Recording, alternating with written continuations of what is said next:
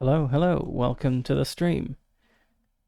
So I'll be working on my starting soon thing, but I didn't have time to implement the nice fade out effect before the stream. Anyway, we're back here to play some more Ker Nethalas, and before we get into that, just like to say that the new edition of Ker Nethalas has come out, the Gravebound edition, and a very cool thing the author has done is they've just updated the files in DriveThruRPG. So everyone who has bought the previous edition of Ker Nethalas, such as me, gets the new edition for free, which is pretty cool to do. I mean, obviously the PDF, I'm not getting a physical book for free, but it's pretty cool to get the new edition of the game for free. I've not had a look at it yet, but I will be doing so at some point, and then we'll see how I feel about it. Maybe I'll stick with the previous edition, like what we're currently playing. Maybe I'll move to the new edition. I don't know. Yeah, I'll read through it and then kind of summarize the changes on stream, and I probably will move to the new edition because I've heard it kind of improves all the confusing things or the slightly more awkward things, and we're one session to our game so far, so it's not going to be too hard to convert, but we'll see. Anyway, what is Ker Nethalas? Well, Ker Nethalas is a procedural dungeon crawling game. The premise is that our character has been executed, or rather they were supposed to be executed and they survived the execution somehow. They woke up with a sore neck from the hangman's noose on a pile of corpses in an underground necropolis called Ker Nethalas, which is once the capital of this necromantic kingdom. And our motive is to find another way out to the surface. I don't think that actually exists in the rules. You can't actually escape. It's just the framing device is why you're exploring. And the actual game is about traveling through this dungeon and leveling up and basically seeing how far we can get. So our character Amric, he is basically, what we know about him is he is male, a pirate, and thin. He is a disgraced former member of a knightly order, the Order of the Bronze Shields, and was trained in the sword by the legendary swordsmaster Oko.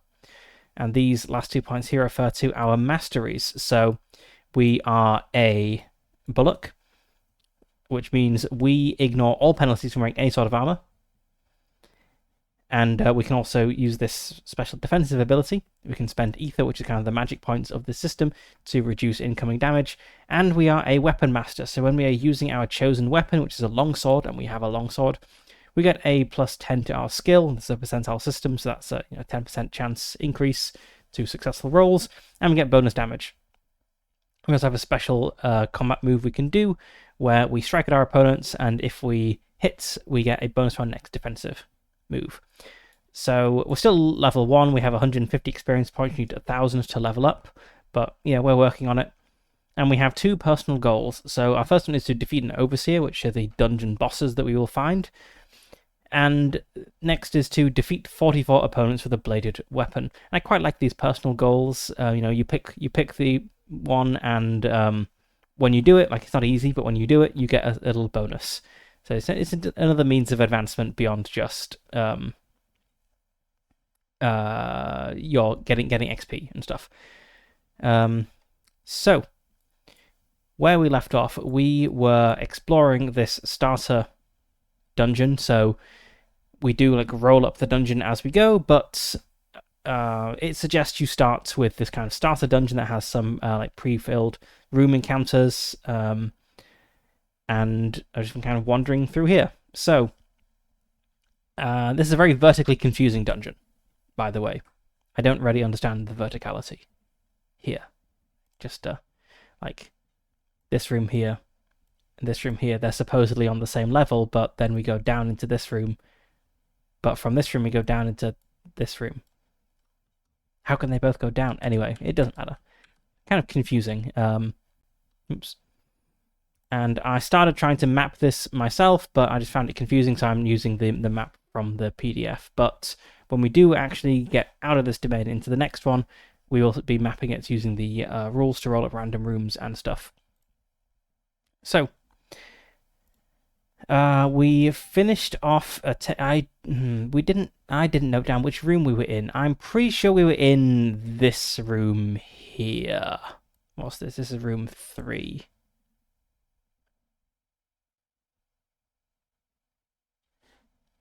That was really dumb of me not noting down what room we were in. I'm pretty sure it was that room. Let's go with that one, sure.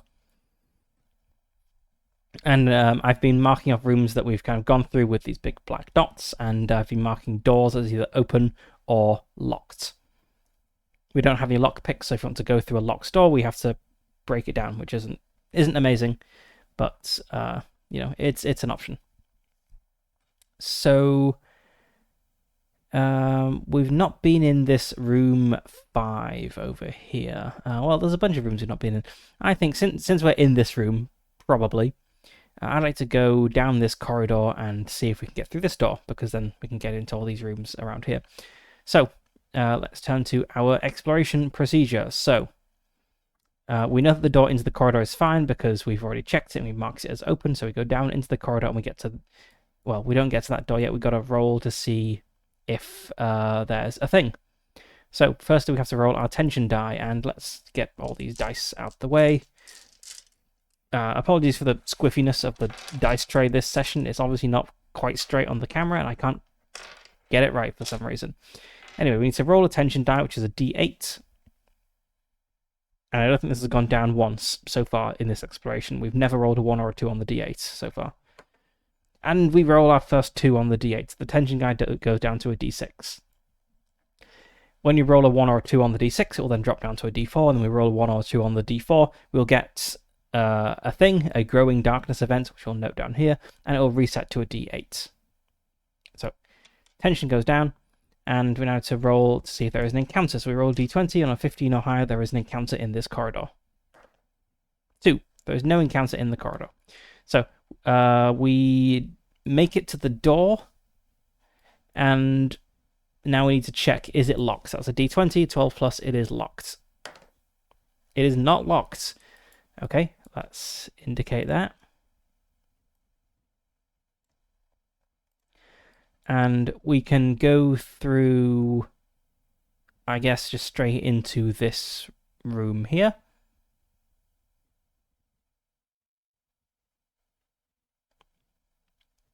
I guess we have to go move into the corridor first, so that'll be another tension die check. This is now a d6.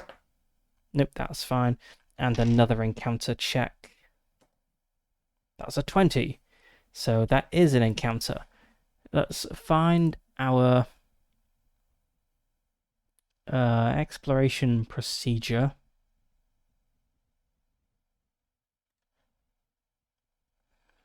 See what we roll on for an encounter.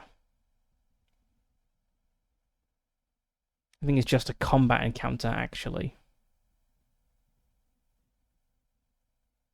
I believe we've gone past it.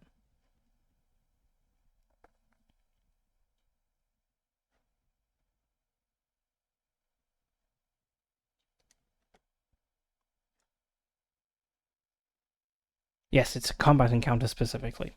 Okay.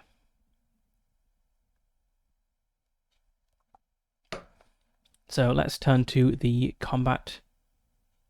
Oh, we don't need to look at the combat encounters here because we have custom combat encounters for this starter dungeon. So let's roll our d20 again to see what we get.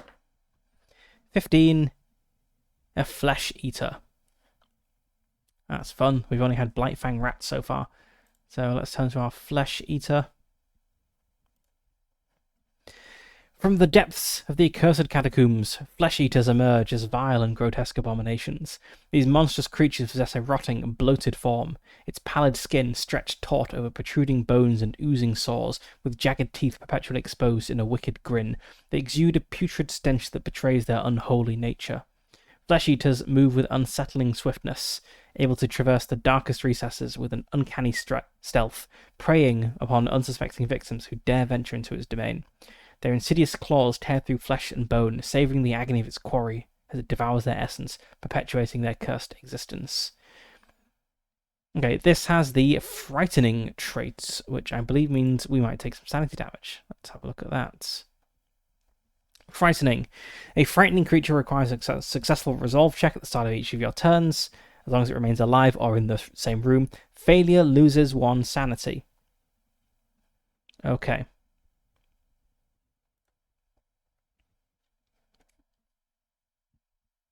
And let's turn to our combat procedure.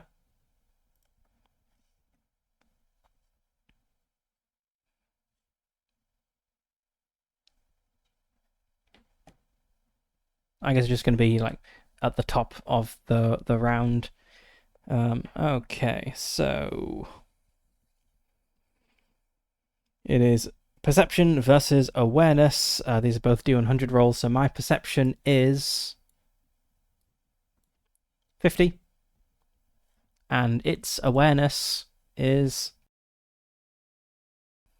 30. So I've got a decent chance on this. Let's find my dice. There's no bonuses or penalties. This is just 50 versus 30. Okay, I got a 33. It got an 81, so I passed my perception. I beat it in the opposed check, so I go first.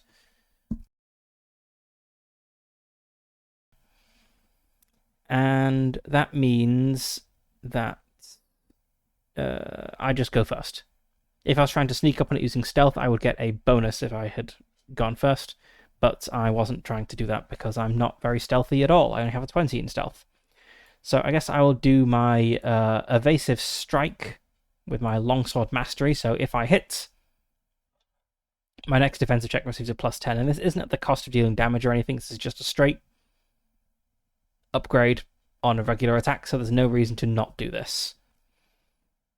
And last time I got into the habit of rolling, like by the end of the session, I worked out I should just roll an entire handful of dice at once to kind of work out everything in one go. So I've got my D100 to hit, their D100 to defend.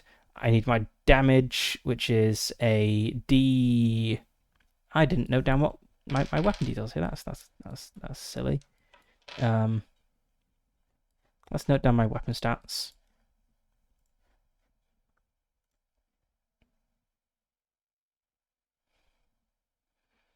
A longsword. I think all the weapons just deal a D6. Yes, they do.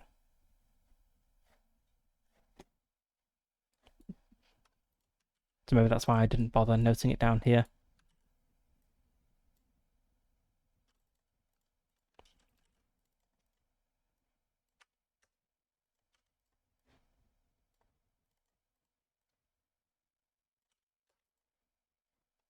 Let's note down that it's a D6. Might get a special weapon that deals more damage at some point. And this is a bladed weapon.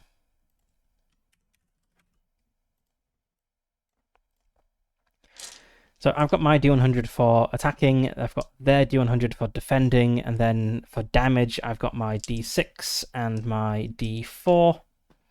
And I think that's everything I need to roll.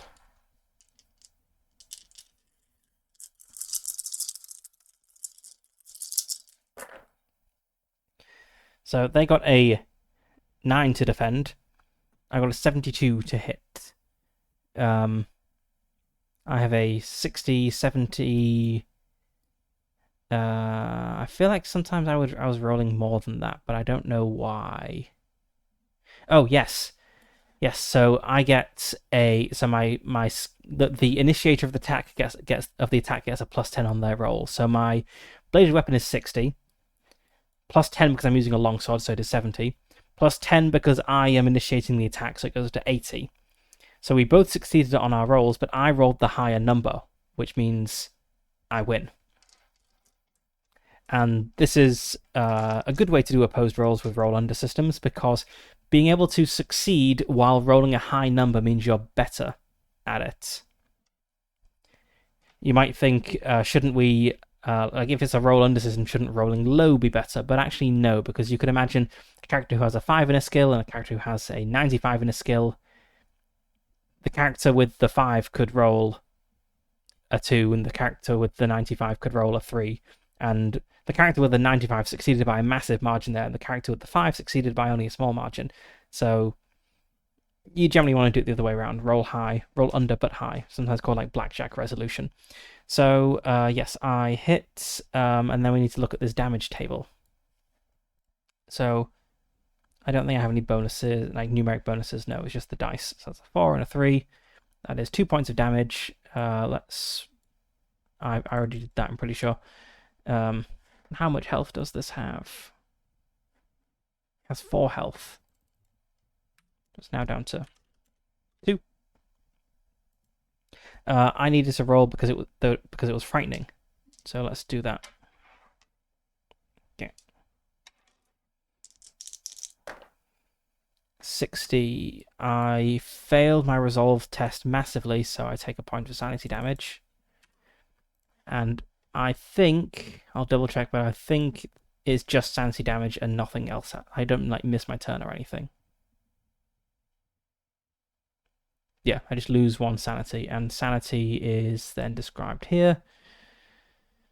So sanity is kind of fine until you get down to 0.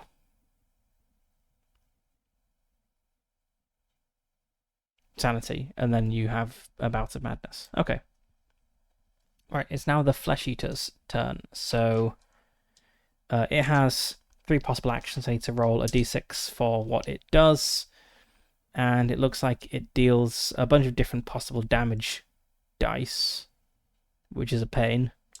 I kind of want to roll all the dice at once. That's a d6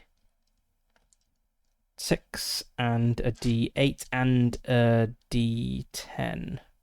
I don't have a spare d10 over here right now. Okay, it's doing attack 2, which is d6 damage. So I can ignore this d8. And this d6. Okay, 61 to hit. Its combat skill is a... I missed something on my last roll. So it missed its combat roll. I missed my defend roll. I didn't get a succeed on that, so that didn't give me a special bonus. But what I should have done last time is I should have rolled for the hit location. I knew there was another thing. An 8 on the hit location. On a humanoid, that is the abdomen. If I was to hit the head, which is a 19 or 20, that would have been a critical hit. But I did not. Okay, right, next round. So I'll start by making my resolve test. 41, I lose another point of sanity because it is frightening. Now I roll to hit. So it got a 2 on its defend, I got a 45 on my hit, so I hit. And I hit location 7, which is not a crit, so I'm also doing my defensive strike, I should have said. So that's a 5 and a 2 for the damage. 5 is 2, and 2 is 1, so that's 3 points of damage, which is enough to kill it.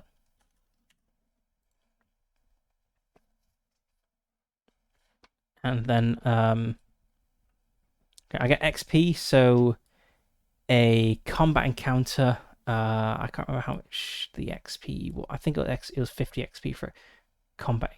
Oh yes, here we go. Got it copied right here. Defeat combat encounter 50 XP, so up to 200 XP. I've killed one more opponent with a bladed weapon. I recover D4 toughness at the end of the fight.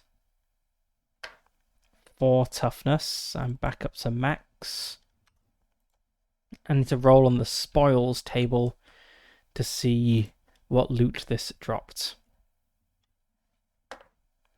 5, which is a valuable item. Okay. 16, a fragment. I don't know. Oh, fragment.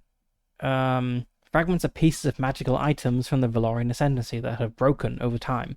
They still have some magic left in them for a single use, even though they can no longer create a full effect. Okay, cool. So I get a minor magic item of like 1 use.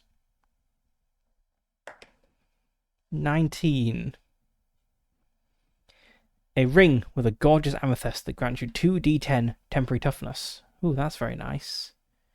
And when can I use this? Is that like a combat action? Okay, yes, interacting with an item you've got on you, on your person, unless it's in your belt. I don't have any belt pouches yet, is a standard action. This would be instead of my attack for that round.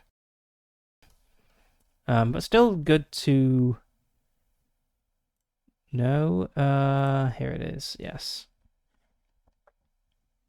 That's, oh, we have a ring slot.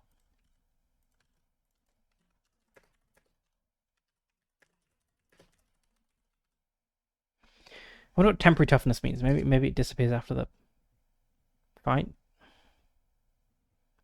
Maybe just get it but don't recover it. That's probably actually, yeah. This is a 1-use item. I don't need to say that my ring is a ring of something. There we go.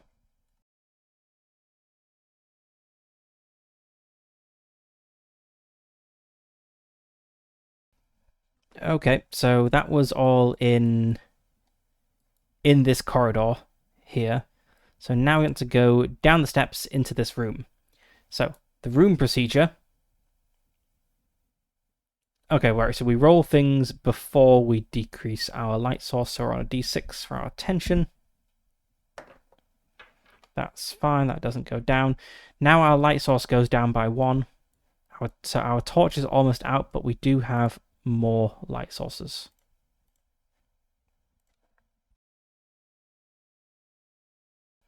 We have some candles and another torch, I think. Yeah, we have another torch and we have 2 candles. Right, now we need to roll for an encounter. It's 10 plus an d20. 9, no encounter. So we need to check for an event instead, which is on one of these tables.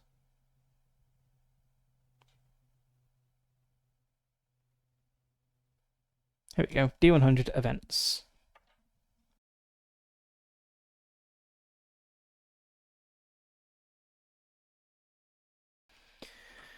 "31 is an altar of pain. An altar of sacrifice, rather. Diximis. This altar is dedicated to the Valorian god of pain. Sacrifice 1 health to gain +5 max toughness for the next d10 +2. No. No, I don't think so. Altar of Pain, cool, but no, I'm fine not being in pain.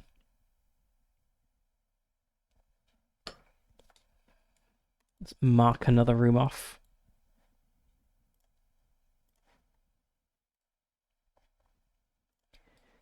And continue into this room.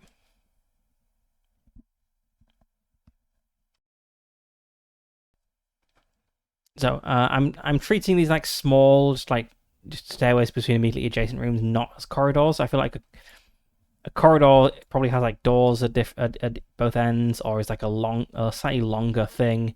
Again, this is like a slight difficulty with using this pre-made map because it's not actually presented in quite the same way as the actual dungeon rooms. So here we have the actual dungeon rooms, and rooms 1 to 25 here are the corridors, and then the others are rooms. So it's very clear whether you're moving between a room or a corridor when you're actually rolling it up. But here in this map, it's a little less clear. But yes, let's go this direction. So this means that our light source is going to run out. I assume I get to replace it immediately.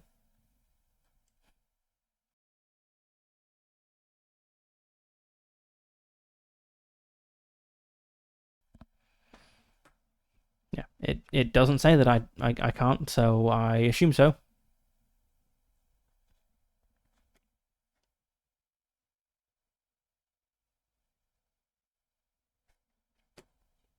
Just skimming through this.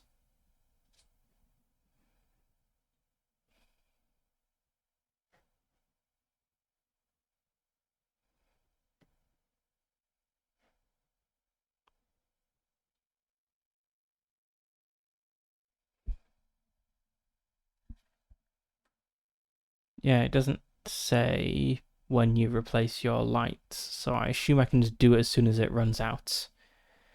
It'd be kind of silly if you had to enter a room, get plunged into darkness, fight an enemy, and then light a new torch.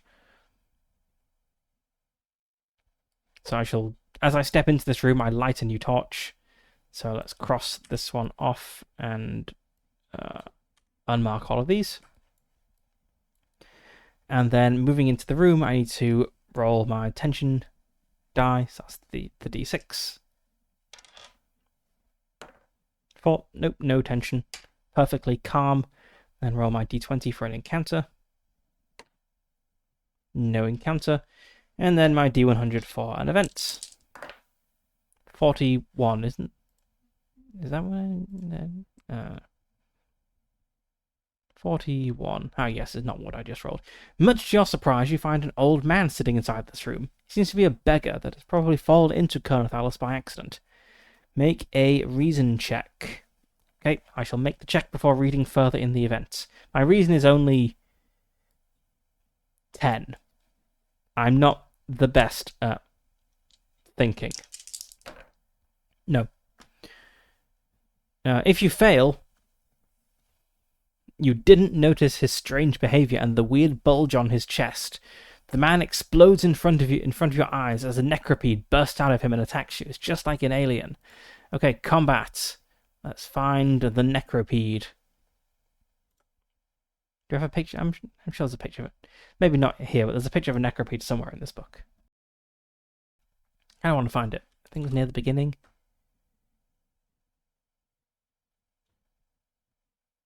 Here we go. Yeah, this is a necropede. The terrifying necropede, an unfortunately common threat in the dark corridors of Ker Nethalas. Well, that's what I'm facing now. It has just burst out of a guy in front of me. This grotesque fusion of insects and cadaver is a chilling sight to behold. Its razor-sharp pincers and venomous stinger, I don't like the sound of that, are imbued with necromantic energy, ensuring that those unfortunate enough to cross its path become lifeless vessels animated to carry out its malevolent will. The necropede's presence is heralded by a stifling aura of dread, causing even the bravest hearts to tremble. Whispers of its unholy existence abound, as it is said to be the creation of a deranged sorcerer who sought to conquer death itself, now unleashed upon the world as a relentless harbinger of doom. Okay, this sounds really bad. So it is venomous and undead. What does that mean? Venomous. When damaged by this creature, you must pass an endurance check or be poisoned. And undead, it is immune to charm, poison, and disease. It is restored by necrotic damage and vulnerable to holy damage. Okay. So I'll be learning how poison works in this game. So we need to roll initiative first. So it is an opposed perception versus its awareness. I have a slightly better chance on this. We'll see.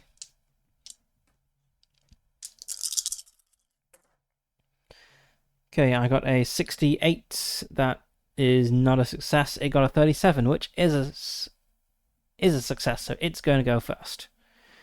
Okay, and it has a d6 to determine its attack. Looks like it deals either d6 or d8 damage, so I can roll everything at once.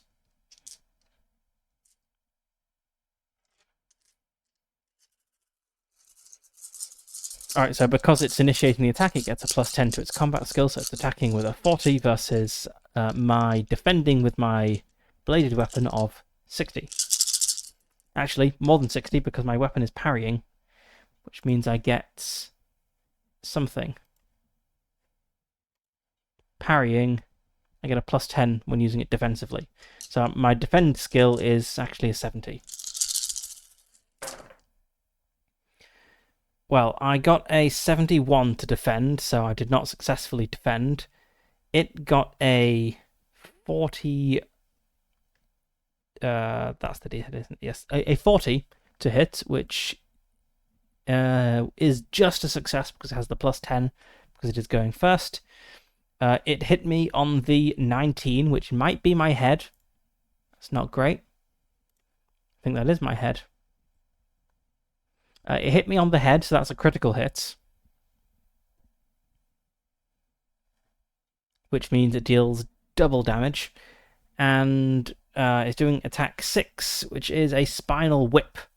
The Necropede lashes out with its inhuman tail spine, targeting all creatures in the room. Each target must make a dodge check. Those who fail the check, I guess this is my dodge roll then, rather than a defend roll. So my dodge is 40, so that's even worse. Those who fail the check take d8 piercing damage and are knocked prone. It's going to be 2d8 piercing damage because of the crits. So that is 4, 2, which is 2 points of damage. I am knocked prone, so I think I need to spend my action to get up, and I'm possibly poisoned. Let's have a look at prone. What does that mean?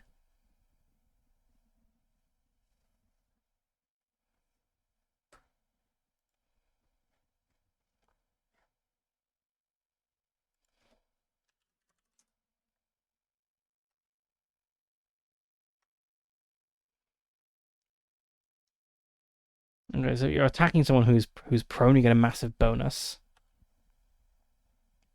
And it's an action to get up from being prone. Okay.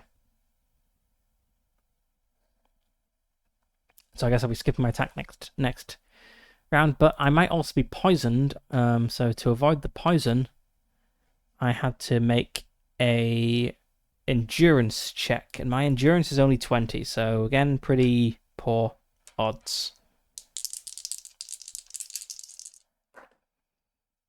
Nope, I did not pass that check, so I am poisoned. Let's find out what poisoning does. Poisoned 1. Character receives a specific amount of damage, so 1 damage every round until the condition is removed or resisted.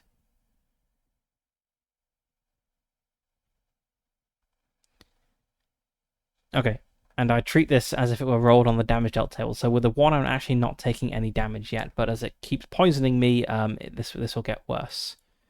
So is there a space to note down conditioned on the character sheets? I don't see a space for that, so...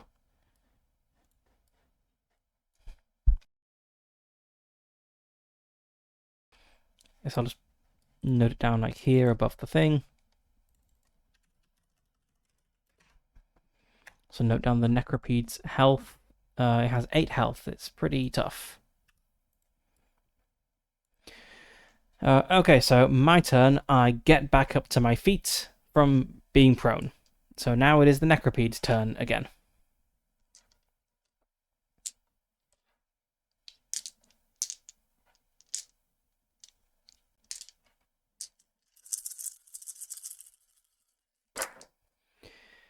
So it is doing attack 6, which is the Spinal Whip again, so I need to make a dodge check. I failed that dodge check. It got an 84 to hit, which is not a success, so we both missed. So nothing... I don't think anything happens if we both fail our rolls. It's not like either of us fumbled. Yeah, no fumbles. So let's just have a look.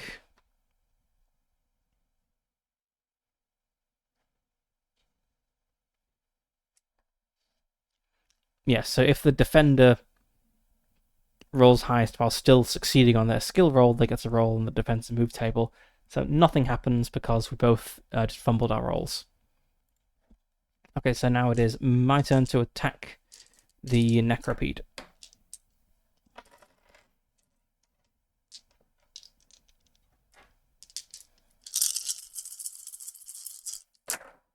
I'm doing a defensive strike, which is my thing here, that evasive strike rather.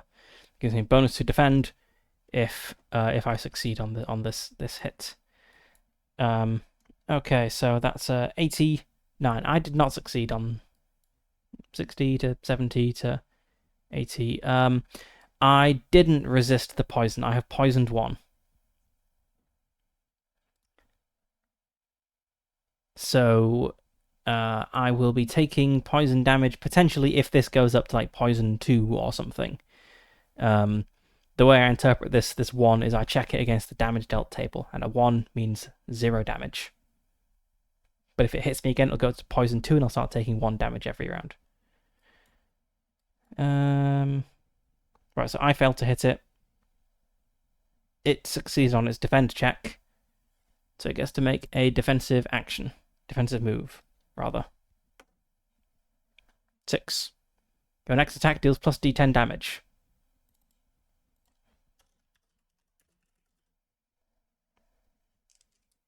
That's unfortunate. Okay, its turn.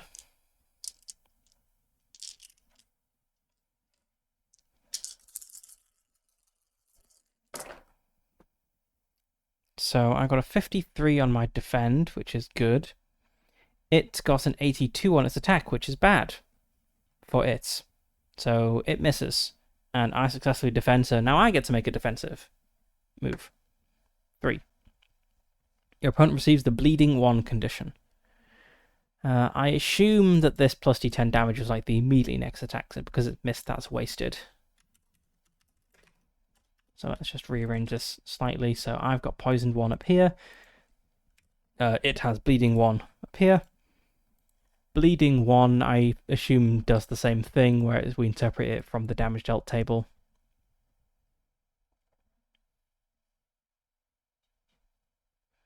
Yeah, so it's not actually taking any damage yet until I get this up to like bleeding 2 or higher.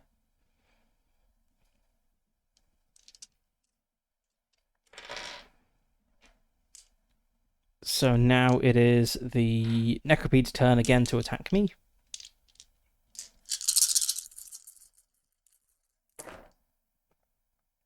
No, that was the Necropede attacking me because I just inflicted bleeding 1 on it.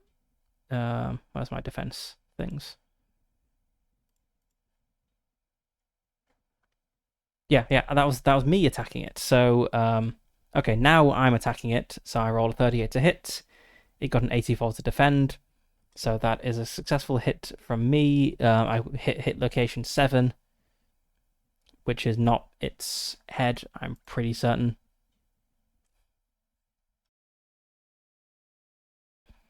So I'm now dealing d6 and d4 damage.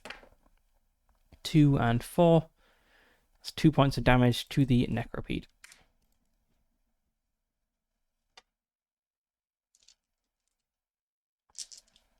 Right, now it's the Necropede's turn.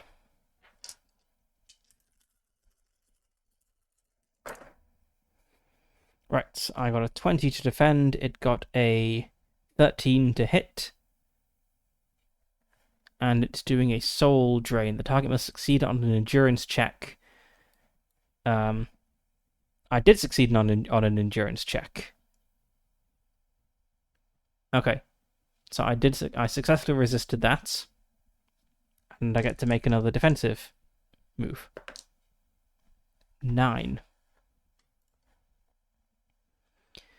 Recover 2 toughness. Okay.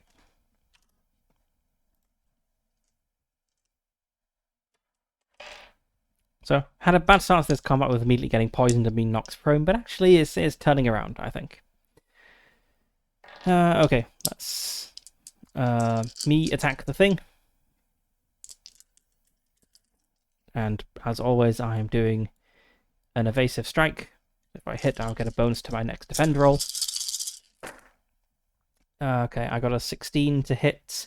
It got an 11 to defend. That's a critical. Oh no. So it crit succeeds on its defend, which means it wins the check. I'm not sure if anything special happens. Let's have a look.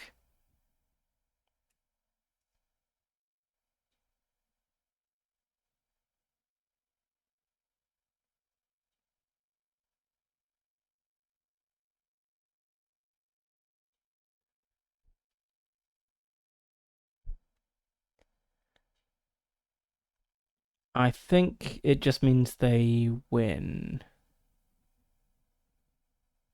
the check. Yeah.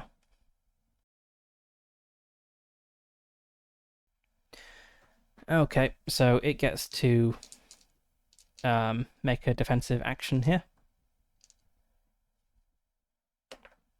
10. Your next attack doesn't suffer the usual -30 modifier when targeting a specific body part. If it's a monster or NPC, they are obligated to attempt to target a weak spot, so it's going to go for my head next round. Okay, and well, it's turn, so it's going to go for my head immediately.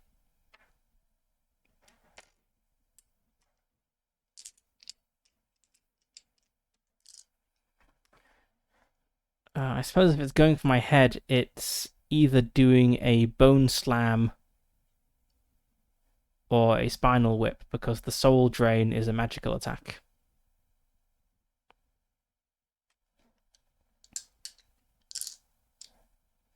Also, I think I slightly messed up the soul drain attack earlier. I should have rolled magic resistance before checking the endurance check, because it's a magic attack.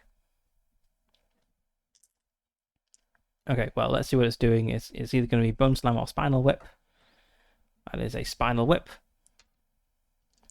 So it goes for my head with its tail.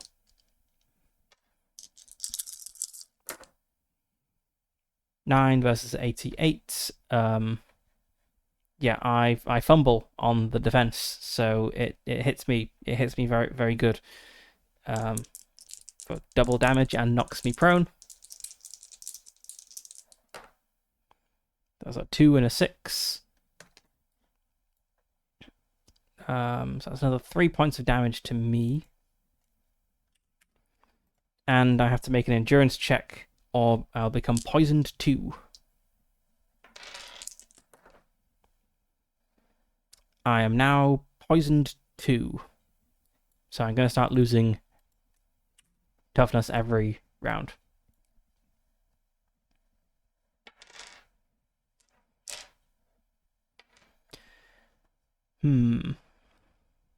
Okay. I think I just need to defeat this as quickly as I can, and then deal with the poison. If this turns to a battle of attrition, it's over.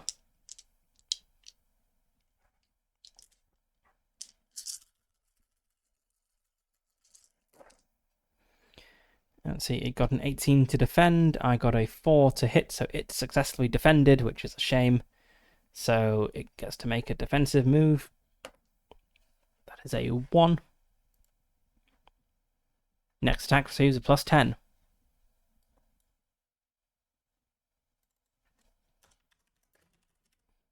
Also, I need to note down I took a point of damage from being poisoned.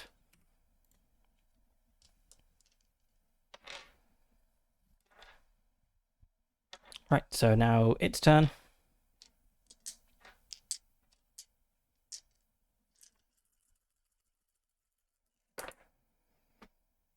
That's an 89 to hit, which is definitely below its ability, right? Yeah, its combat skill is only 30. And I got a 90 to defend, so we both messed up there. But we both failed, so nothing happens. My turn again. I lose a point of toughness for the poison.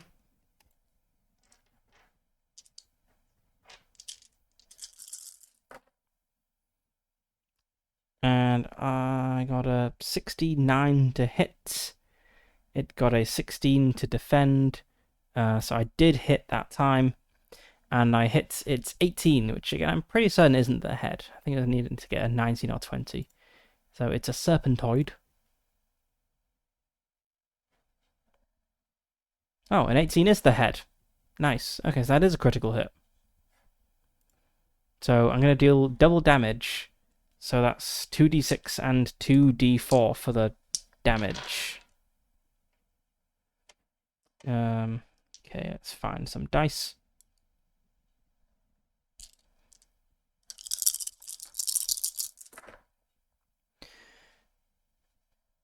Okay.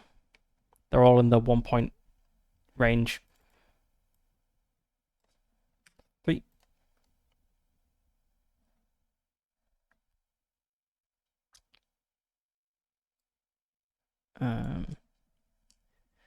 Yep.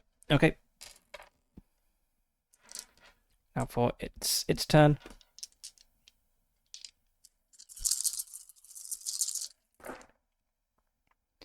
So 25 versus a 92, so it hits me. It does attack 1, the bone slam.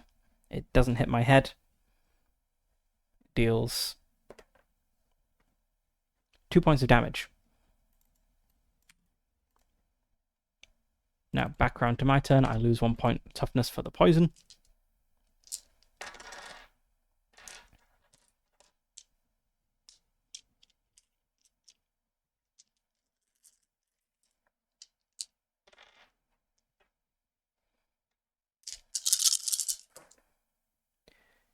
And that's an 80. So I have 60 plus 10 because I'm initiating, plus 10 because I'm a weapon master, so that is a success. In fact, it's the best success I could get. It's not a critical hit, though, so just a d6 and a d4 damage. So, that's 3 points of damage in total. Okay, I kill the necropede. I need to deal with this being poisoned immediately. Any damage that persists after combat deals 1 direct damage per room.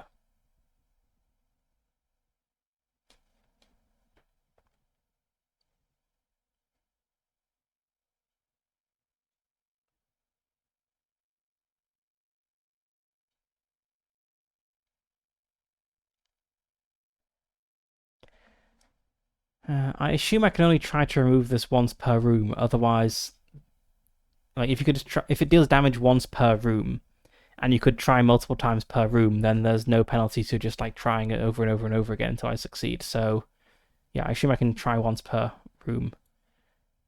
And it's an endurance check. So, let's see if I get rid of that. I don't think I've got anything that helps with this. Yeah, no. I mean, if it gets really bad, I could use this ring that gives me temporary toughness.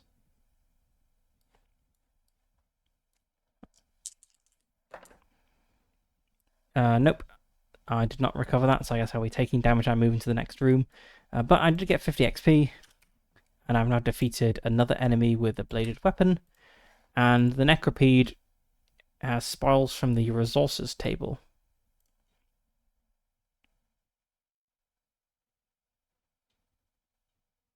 Let's find that. D10. 1. You find nothing of value. Okay.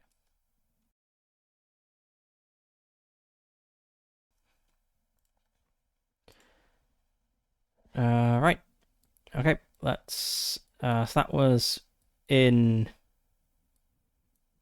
this room. Mark that off. Now we have a door. So let's check, is this door locked? It's a D20. 11. It is not locked.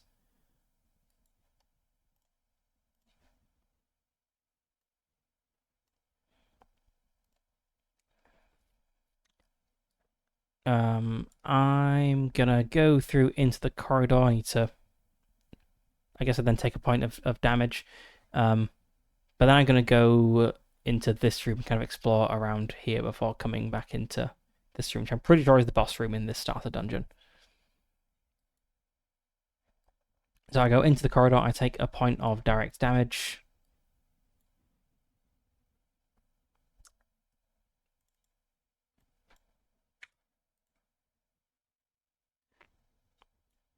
Let's add a note here that I'm poisoned 1. That seems a appropriate place to put it. Nope, it's poisoned 2, actually. So, let's see, is it 1 point of direct damage or multiple points? Any damage that persists after combat, such as bleeding, burning, or poison damage, deals 1 direct damage per room. So, I have poisoned 2, but it's 1 damage, I think.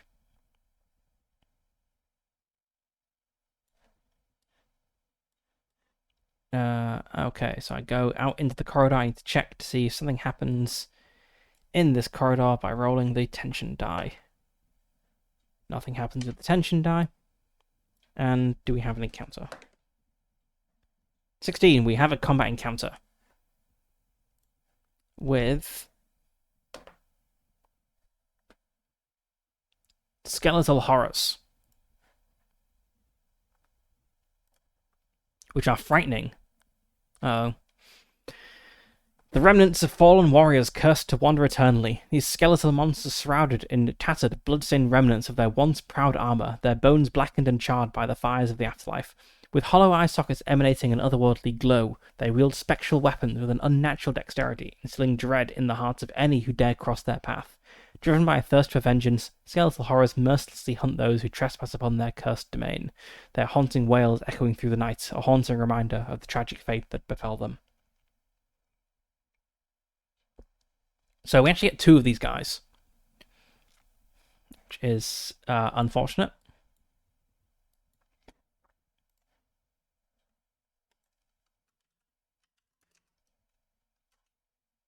They only have 3 health though, so okay, that's not too bad. But they are frightening, so I'm going to be taking sanity damage probably every round. I'm also going to be taking this poison damage every round.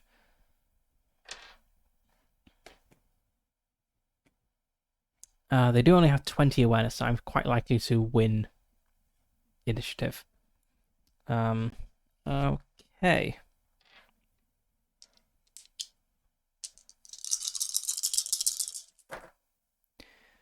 I got a 20, so that, yeah, they got a 26 for their awareness. They failed. I got a 21 for my perception, so I win initiative and go first.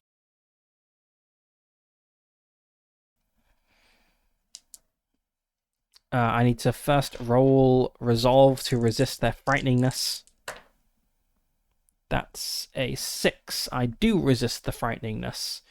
I also take poison damage.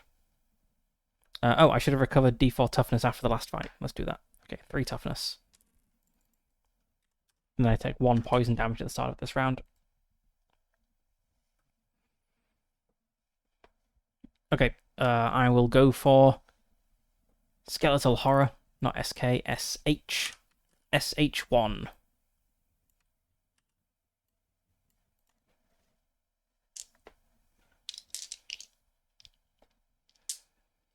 With a evasive strike, as always.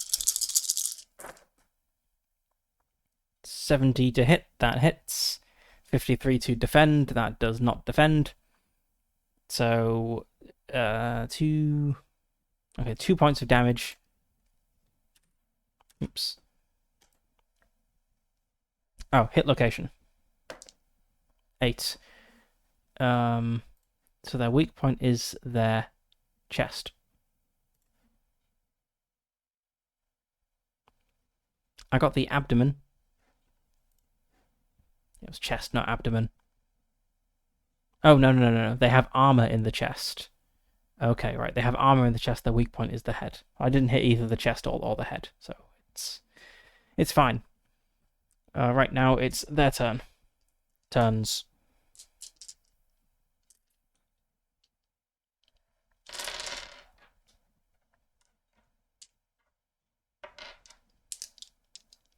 They're going to have a bunch of potential attacks. Okay, Skeletal Horror 1. 54 to hit. Misses. I succeeded my defend roll, so I get to do a defensive action in Skeletal Horror 1. 7. I get advantage on my next attack. Then Skeletal Horror 2.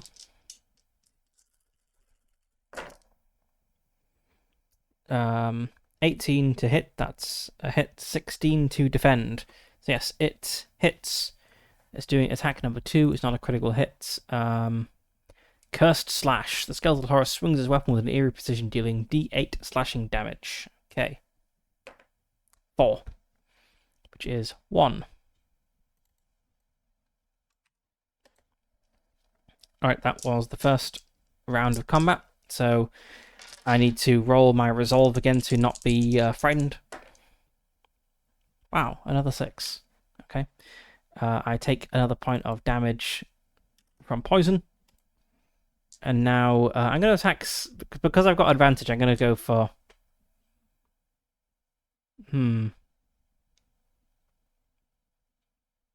guess it doesn't really matter which one I go for. Reducing their numbers is... Yeah, I'm going to go for Skeletal Horror 1. And then just feel bad if I get 3 damage. Okay.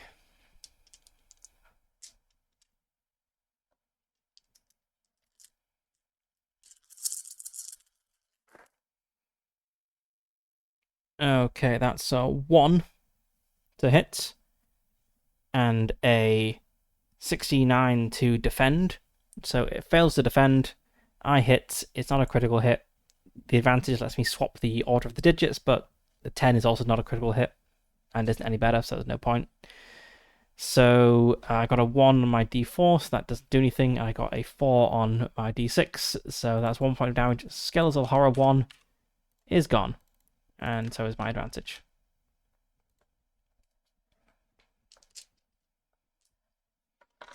Now it is Skeletal Horror 2's turn.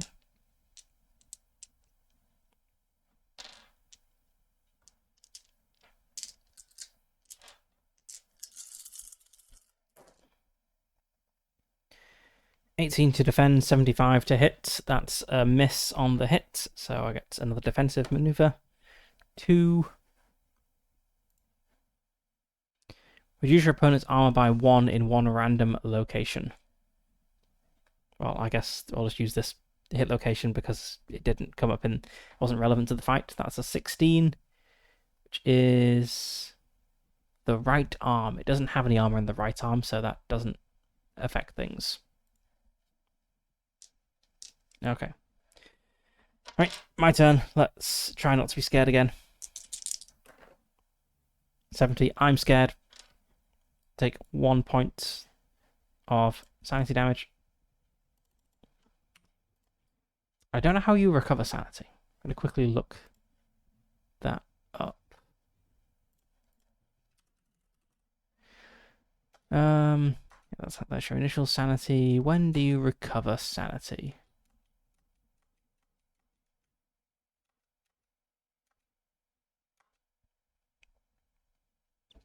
When you level up, you get a D4 sanity.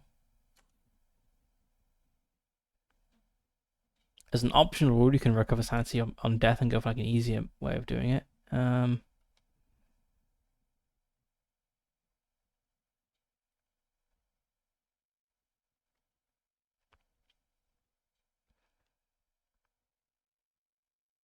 Okay, so if I go mad, then I recover all of my lost sanity, but I do temporarily go mad, and so something presumably bad will happen.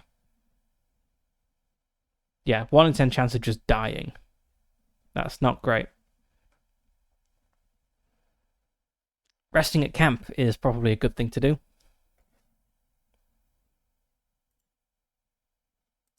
Maybe that's something to do in this room after we deal with this problem.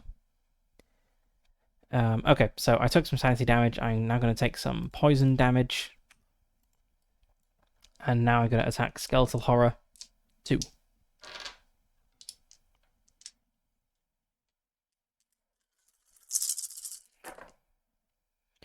$46 is a hit, and 24 is a defend, but not higher than my roll.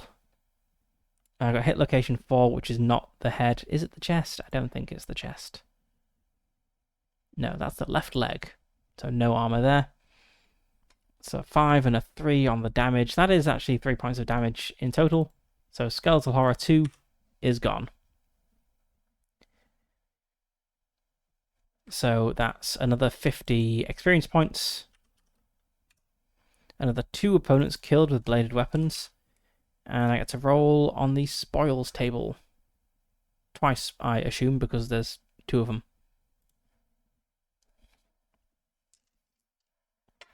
So there is a lot of rolling in this combat, but I think it goes at an okay pace if you just like roll basically all the dice to resolve a thing at once.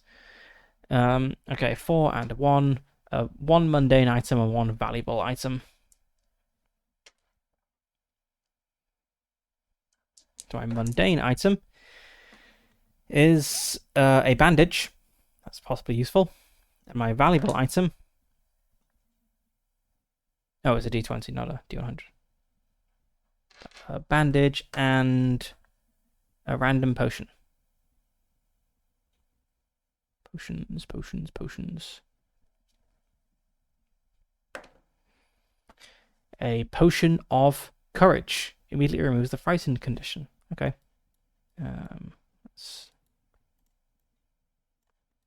Right, so bandages. I guess they're not like noted down as supplies or anything. This isn't Morkin, they're not especially there. So I have 1 bandage and 1 potion of courage.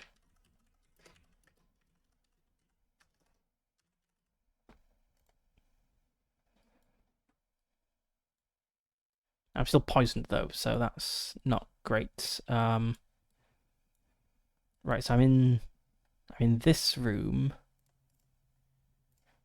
I'm here. Let's have a look at the camping rules. Resting and setting camp.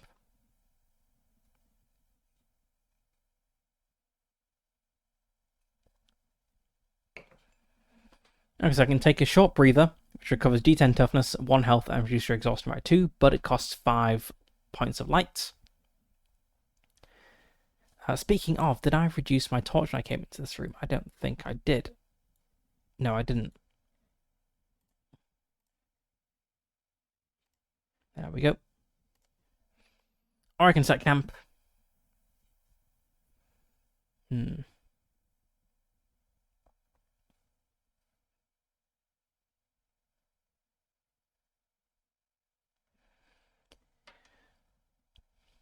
So I have to make a check.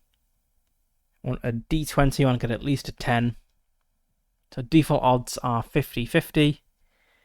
But I can barricade the... Oh, setting camp consumes 1 ration. Not having rations reduces all the benefits of camping by half, rounding down. I don't have any rations, I don't think. Yeah. I have cooking supplies though. Okay, so I could cook my cooking supplies into rations.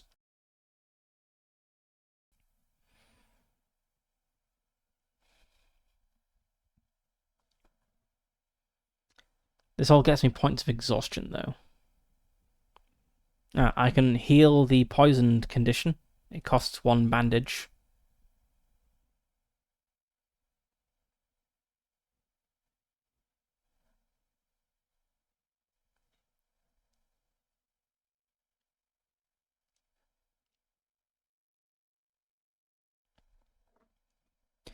Okay, so the benefits of camping, if you do nothing else, it restores all toughness. You regain 1 health. So I'd be, back up to full. I've not lost any points of health yet. Regain default sanity, that's very attractive, and reduce exhaustion by 10. All the various actions you can do give you exhaustion, but I guess since you recover 10 points of exhaustion, you can do up to 10 points of actions, and it kind of nets off. So let's. Can you do like multiple of each one?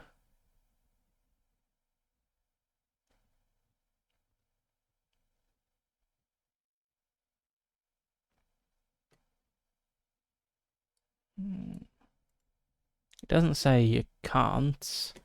Okay, let's make a list of what I want to do camping. So, firstly, I need to barricade this so that I'm not really happy with like a 50-50 chance of successfully camping. I think I want to barricade twice, which would give me a +10 to the roll. I have plenty of crafting supplies, so I can do that. That'll give me 2 exhaustion.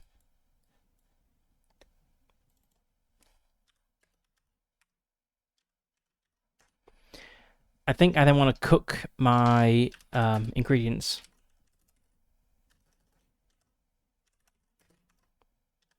Which will give me 3 points of exhaustion and reduce the... cooking. Turn all those cooking ingredients you found. Okay. Right, okay, so I only do cooking once and I'd get everything.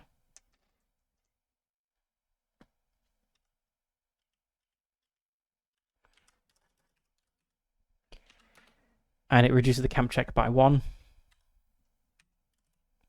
So I'm now rolling a 19 on the camp check.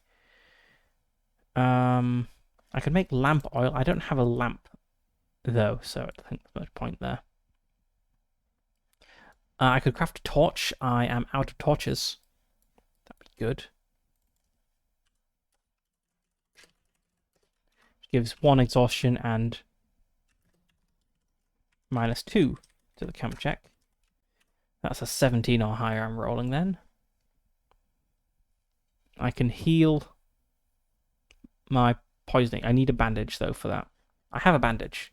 I have exactly 1 bandage. And this doesn't affect the camp check roll, it just does exhaustion. Okay,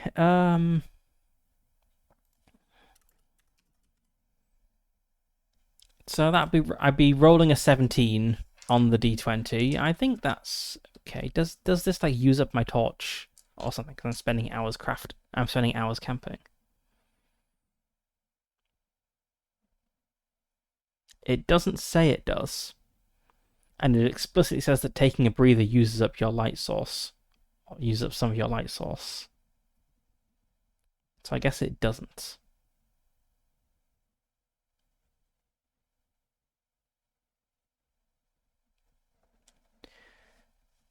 Okay, let's try doing this. So how do I do this?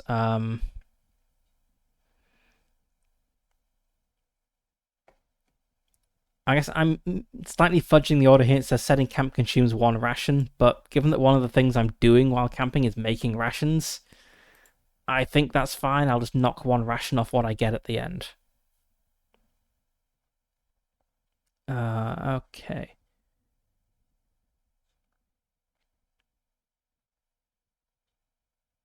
So yes, I make the camp check and then possibly have a horrible encounter. So D20. I'm rolling against a 10, 20, D20, and I'm rolling. I want to get. I don't know why I'm finding this so hard to say. Let's roll the thing. Okay, a 13. That's fine. Yes, 13 plus 10 minus 3 is indeed 10 or higher. So let's work through all the things. So cooking, I get. Well, let's. Yeah. So I get 1 point of. Right, so for barricading, I get 2 points of exhaustion. For cooking, I get 1 more point of exhaustion, and I get my rations. So I now have 2 rations because I spent 1 camping. I also spent 2 crafting supplies, fortifying the camp. I've then crafted a torch, which gave me 1 more exhaustion. And used up 1 crafting supply and gave me 1 torch. I've also used up my bandage, so I'll just replace that. And then finally, I did healing. So I get 1 point of exhaustion, but I deal with my poison condition.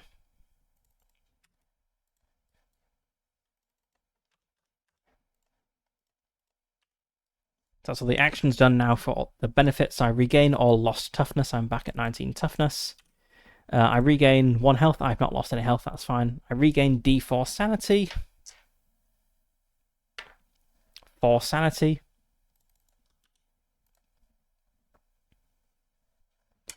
And I reduce exhaustion by 10. So exhaustion drops back down to 0.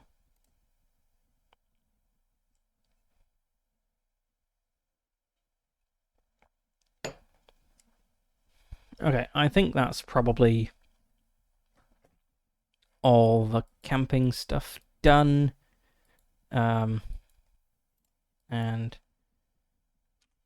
yeah, so I've now cleared this room, and I'm gonna make like a little token to move around to represent where I am. So I'm in this room. I've just camped.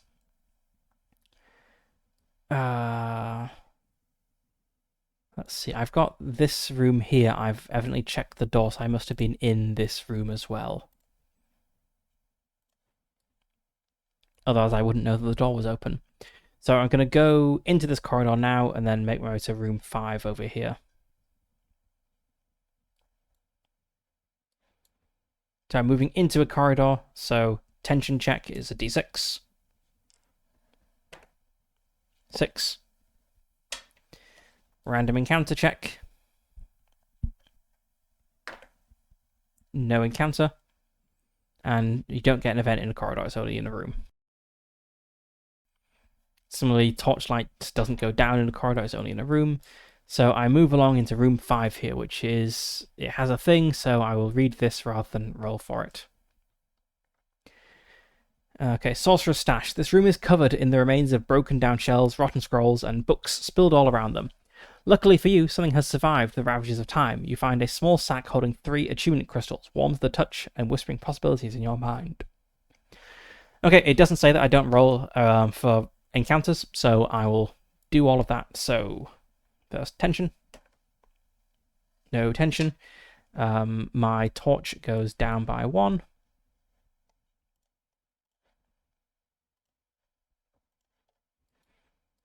I roll for an encounter. 3, no encounter. And then I roll for an event. That's a 52.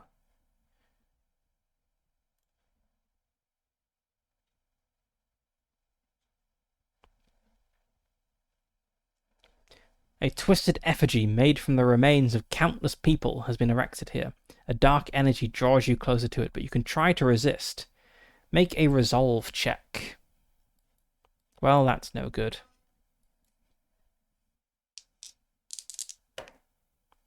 38. If you fail, You feel the urge to somehow contribute to this monument of death, deeply cutting your arm and pouring blood over it. You receive 3d4 slashing damage. Ah, I've just healed up.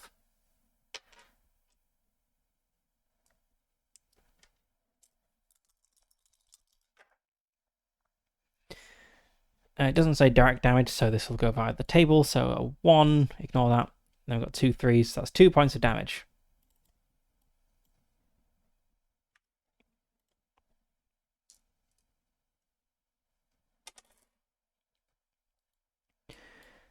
Okay, but then in the room I get some attunement crystals, which is good. Is there a special slot for these? On the character sheet? I don't think so.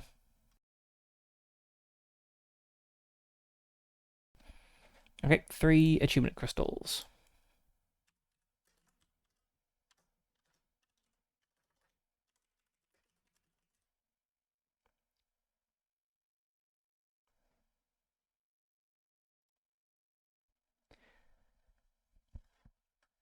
Alright, where to next?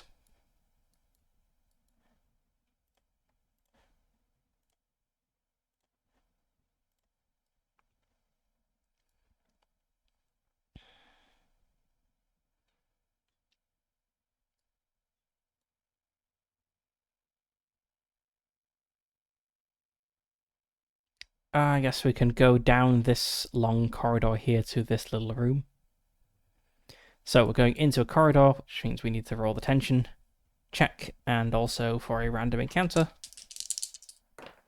Tension pool is fine, no encounter. So we move down the corridor into this room here. And then in the room we'll do the same. So we do have an encounter, tension doesn't go down, light source goes down.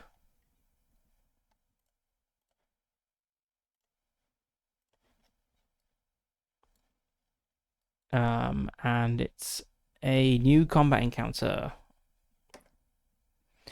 8. Skeletal horrors. Again. Okay, let's find the skeletal horrors again. I mean, the good thing about the skeletal horrors is that they were kind of weak.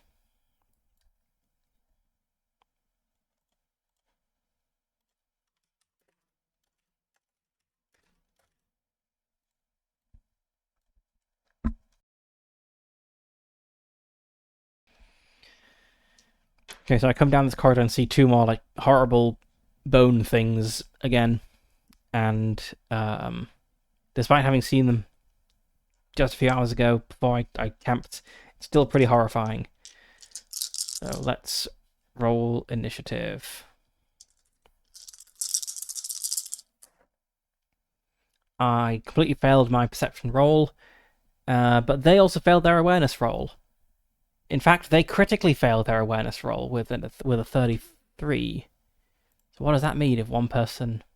If we both fail at one, crit fails?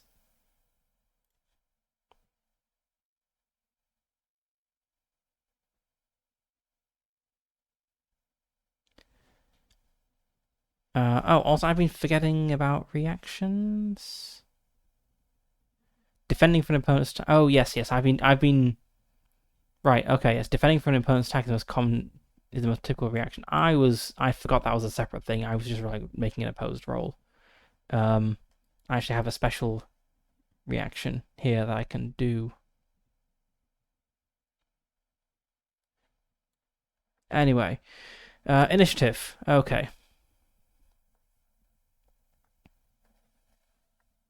So I can't, when I'm not trying to surprise them.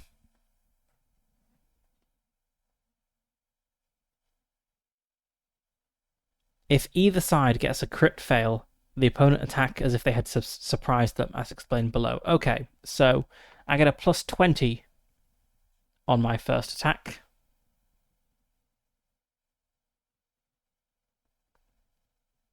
I assume that's in addition to the plus 10 I get for being the initiator, so it's actually plus 30 overall on this first round, which is pretty good.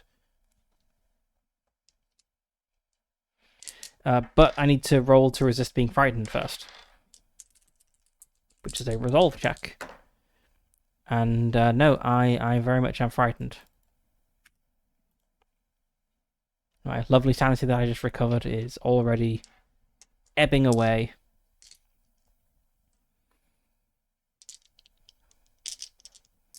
Okay. Right, rolling with a plus 30. That brings me up to 90 on bladed weapons, and I have a plus 10 for my weapon mass. I'm actually rolling 100. So I just need to... So I can't fail the roll. I just need for them to not succeed and roll higher than me. So I rolled a 94, which is a success in this case.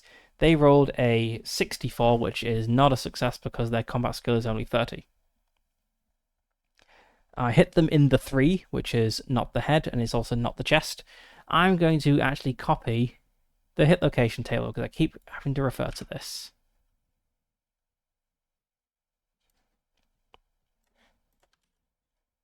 Just copy all of these and put them in a row. Oops, that's not the button I meant to press.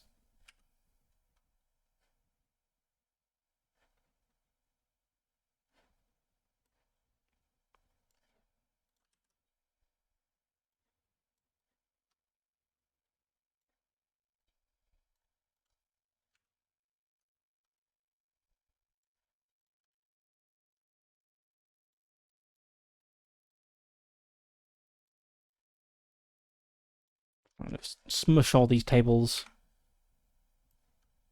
over here. I like the Serpentoid table. More things should be like the Serpentoid table. It's very, very simple, very nice.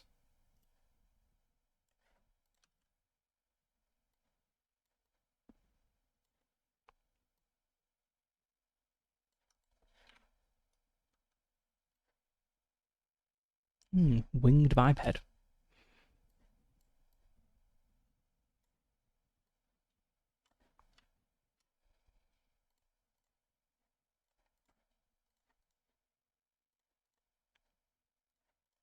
I'm sure I'm just going to end up with a large number of tables copied in for quick reference.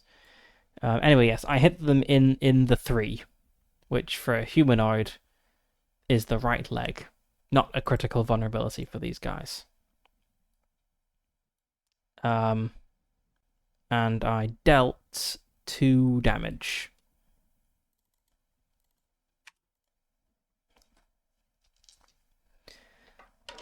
So now it is their turn. And I've been resolving the combat as just opposed rolls. That's actually not right. So let's just have a look through this again.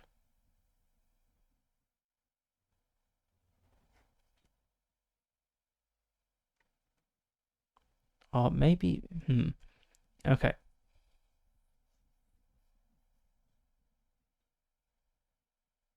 So it does say we make an opposed roll.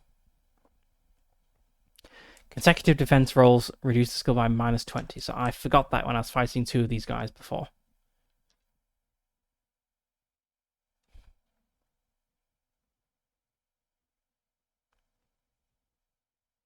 So this is a reaction. I suppose that means I could potentially like forego defending if there's some other reaction I want to do. Just like allow myself to be hit so I can do something else without penalty, maybe.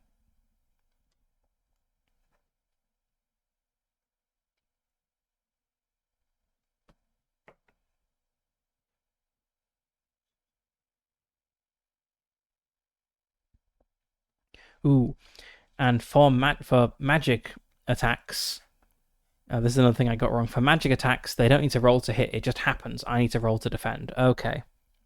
There was definitely an instance, I don't think it was with the skeletal horror, it was with something else, where they made a magic attack and they didn't hit me. They didn't succeed on their combat skill, so I rolled it as a miss. But no, it should have just been an automatic hit.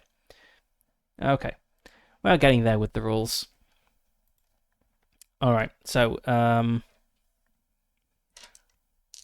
right, it is trying to hit me. I'm rolling to not be hit. There's Skeletal Horror 1. It is doing attack 5, which is magical, so its roll to hit doesn't matter. That's this is hit location. I need to roll to defend magic. I need to roll with magic resistance. This is my magic resistance in this case. So that's a 5, which is resisted. The skeletal horror lets out a haunting wail that reverberates through the air. All creatures must make a successful resolve check to avoid being stunned for. Do I need to roll for magic resistance and resolve? Let's have a look. Okay, enemies can either attack physically, in which case the combat is resolved as described above, or magically, in which case the player must pass a magic resistance check or suffer the spell's effects. As is the case with the PC's magic abilities, opponents do not need to make any sort of skill check. It just happens. Okay, so I guess what this haunting wail means is if I fail the magic resistance, I then have to make the resolve check. So I kind of have 2 chances to resist this, I think. But I passed the magic resistance, so it doesn't matter. Anyway, now the second one is going to attack me. And I've not defended against a physical attack yet, so I don't think I get the -20 to my reaction, because I've not taken a reaction yet. It's doing attack 1, which is physical. It got a 76 to hit, which is a miss. I got a 77 to defend, which is a... let's see. So I hit, which means my evasive strike gave me the +10. So that's a 70, and my shield is... my weapon is parrying, so it's an 80. So that's not a crit fail. It's actually a crit success. Perfect. So I get to make a defensive move. 2. Reduce your opponent's armor by 1. Okay, let's roll a random place. Reduce their armor in the 16, which is the right arm. Okay. Alright, next round. I have to roll to resist being frightened as always. Nope. I am frightened.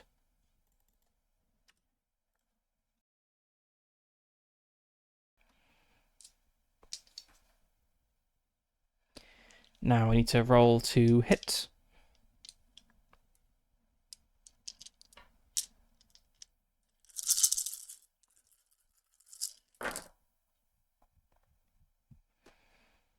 Uh, 81 to hit.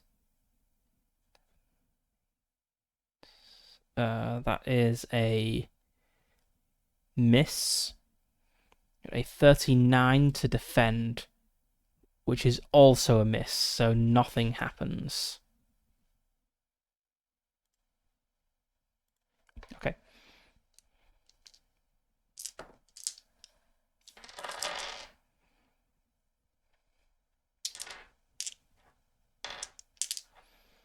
Alright, Skeletal Horror 1. It's doing a Haunting Wail again. So I got a 60 on my magic resistance this time, so that does go through my magic resistance. I now need to check resolve. I got a 7, my resolve is 20, so I did resist that. Okay, so I'm not stunned. Now the second one is doing number 3, which is also magic attack. In this case, I got a 95 in my magic resistance. So I now need to make an endurance check. 35. No, that is a failure. So, on a failed check, I take D6 necrotic damage. I take 6 necrotic damage, which is 2 damage. And the Skeletal Horror regains health equal to half the damage dealt, rounding up. I'm going to assume that can take it, just above max. So that's on 5.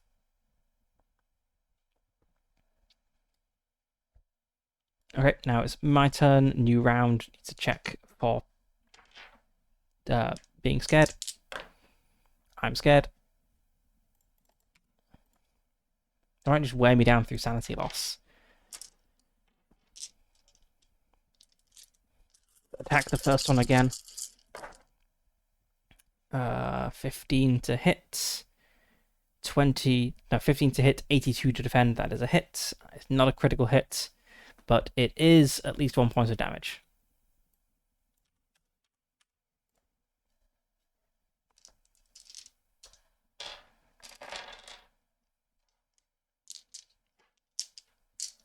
Oh, just one of them left now.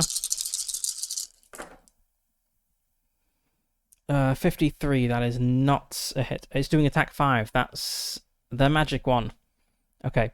47, I do not magically resist, so I must make a resolve check. Nope, I fail the resolve check, so I am stunned, which that probably just does what it says on the tin. Stunned.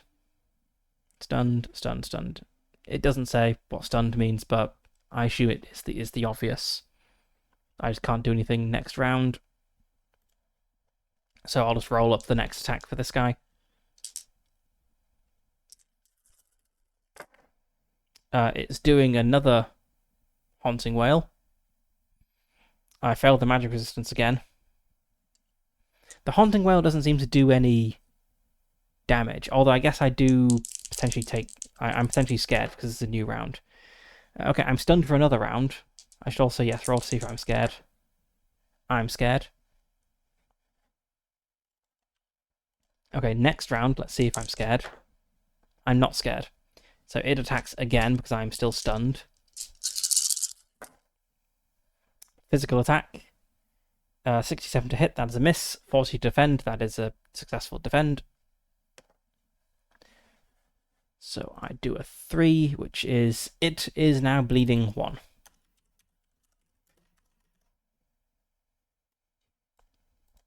And I get to actually act now.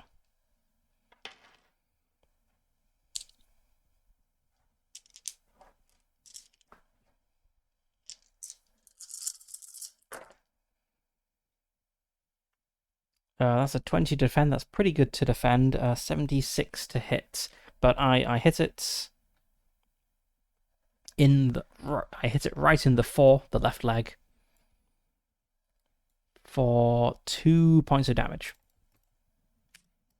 So it's back to what it was before it drained my health.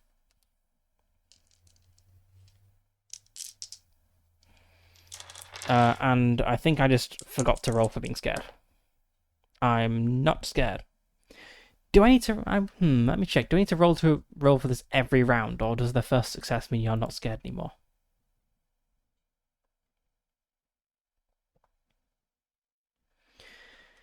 Requires a successful resolve check at the start of each of your turns for as long as the creature remains alive or in your room. Okay, so like overcoming it once doesn't mean that you're now like used to it. It's scary all the time. It's there. Right. So it's its turn. It's a 4, which I'm pretty sure is another magic attack. It's the Ethereal Grasp. I failed my magic resistance. And I failed the endurance check, so it drains health from me. Oh my god, 6 again. It drains another 2 health from me. Toughness, rather.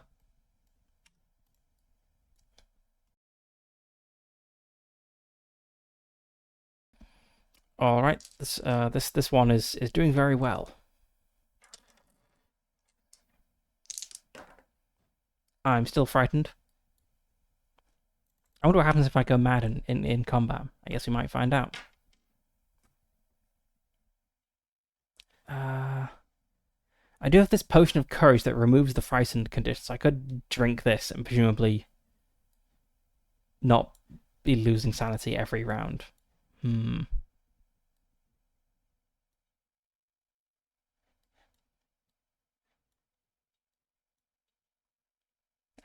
Gonna hit it with my sword. It's always a good option.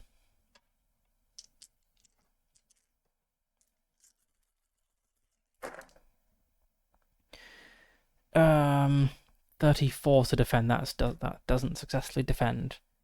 Okay, I hit it for 3 points of damage. It's down to 2 health. And it's its turn.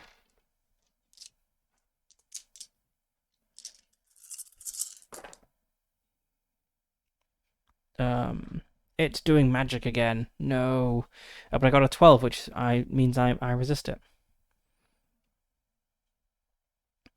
Okay. Nothing of interest happens in this round.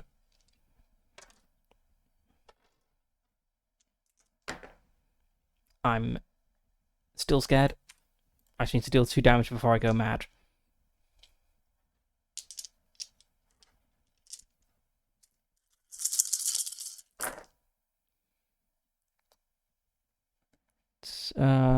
Yes, that is a successful hit. It's in the 12. Where's the 12?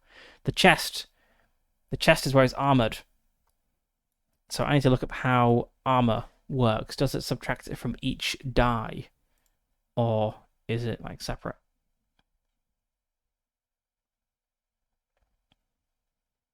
Creature stat block.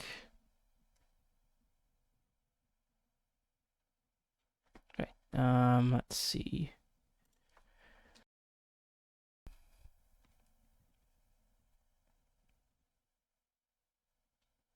Damage. Okay, that describes weak spots. Dealing damage.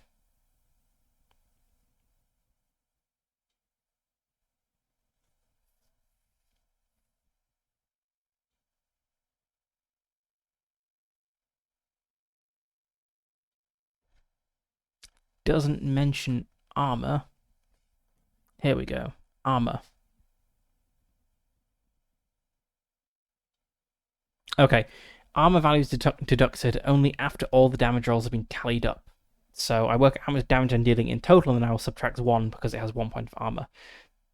Sadly, in this situation, I'm actually only dealing 1 point of damage because I got a 1 on my d6, which is 0 damage, and I got a 3 on my d4, which is 1 damage. So I hit it, and its armor absorbs the hit. So now it is its turn again.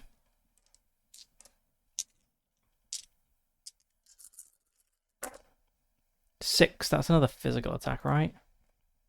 Vengeful Onslaught. The skeletal horror charges forward with relentless determination, targeting one creature. There's only one creature here, that's me. It makes a melee attack against the target, dealing d10 piercing damage on a hit. If the attack hits, the skeletal horror immediately uses its ethereal grasp ability as a free action. Okay.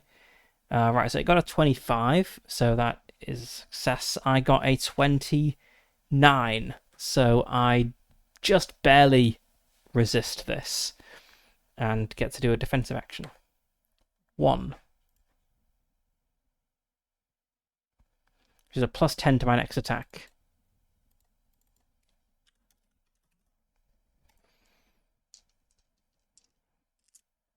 So we're at the next round. I crit failed my sanity roll. I've not seen anything said about that, so I assume it's just a fail.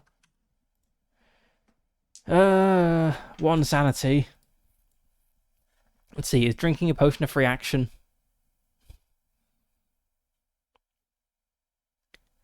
Using an item on your person is a standard action. So I could drink the potion and stop being frightened, but then I'd get a free hit on me, basically. Or I could really hope that I kill it this round, and then it doesn't matter. Let's put all of my eggs in one basket and try to kill it this round. And then it's like go mad next round when I fail. So I've got a +10 on my roll. So again, I need let's see. So 60, 70, 80 because I'm the initiator, 90 because of this +10. So a 90 is what I'm rolling against.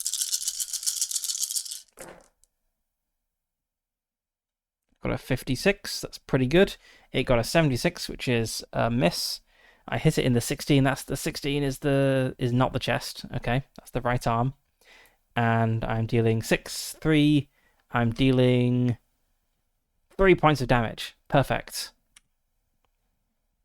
Okay, I defeated it. Another 50 XP. Another 2 opponents defeated. I recover D4 toughness. 4 toughness.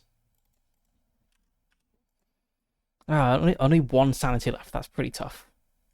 Like, if the Overseer has any sort of sanity, effects, I'm gonna go mad in the Overseer fight, which is risky.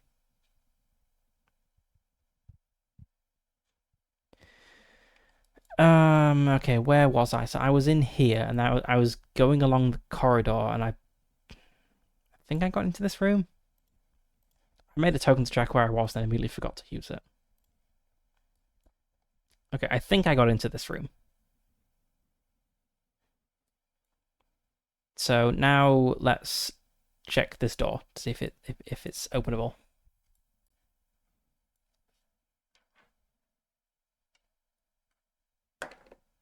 $18. It is locked.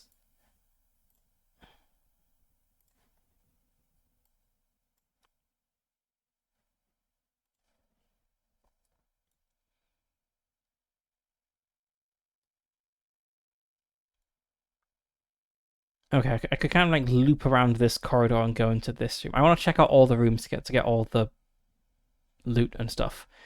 I mean, maybe I make camp again because only one sanity seems risky.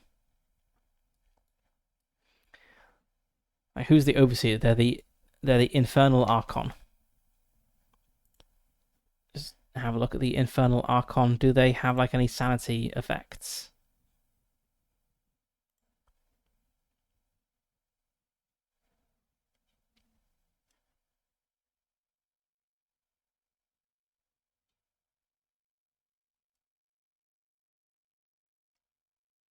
They don't, so I could potentially go for the Infernal Archon, like the Overseer, and take them on.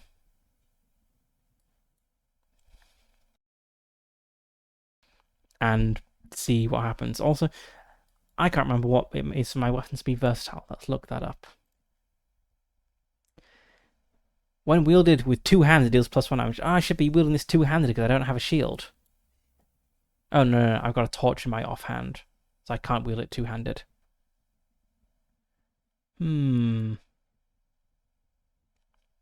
Yeah, let's go for the Overseer. So I'm going to loop around through this corridor here.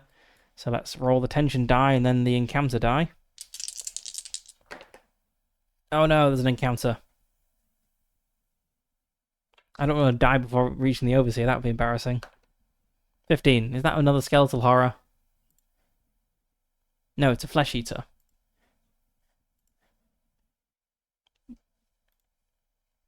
Which is also frightening.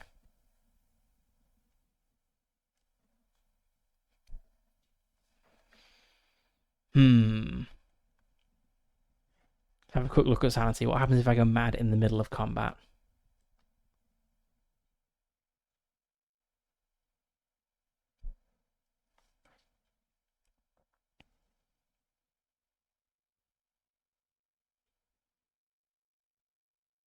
I mean, it looks like it's just like an instantaneous negative thing.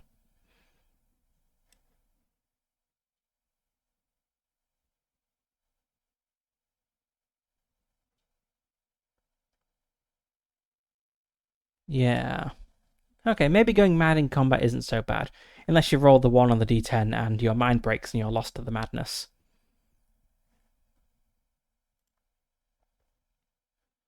Okay, right, let's see, what was it that I was fighting? It was a flesh eater. Right, so yes, I'm in this corridor. There is a flesh eater. Well, let's go for it.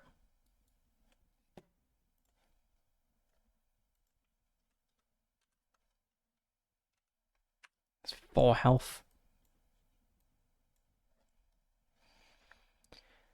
Its awareness is 30. My perception is 50. So I do have a slight advantage.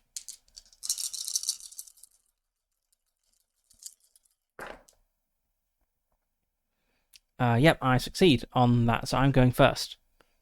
But first, I have to see if I lose a point of sanity and go mad. I lose a point of sanity and go mad. Okay, back to the sanity rules. Okay, right. Eventually, though, their mind will crack, represented by a score of 0 sanity. When this happens, your character will be temporarily, or if you're unlucky, permanently, taken by madness. When this happens, roll on the madness table. 0, 10. The traumatic experiences you've gone through have taught you a lot about yourself. Plus 100 XP.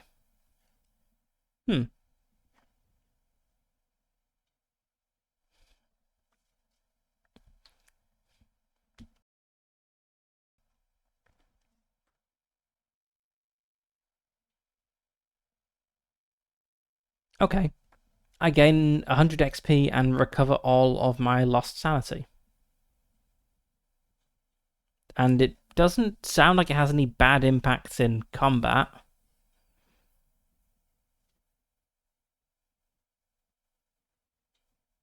I was reading through this a couple of times to make sure I'm not missing anything here. I'll also look at the combat section, see if there's anything there.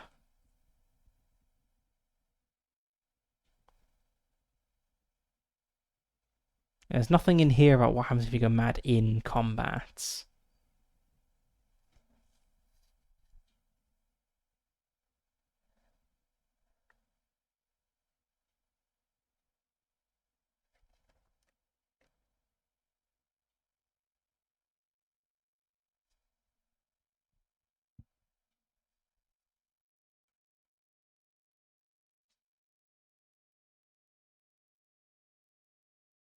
Yeah, it doesn't say. So maybe I do just like momentarily go mad, but like snap myself out of it before the fights.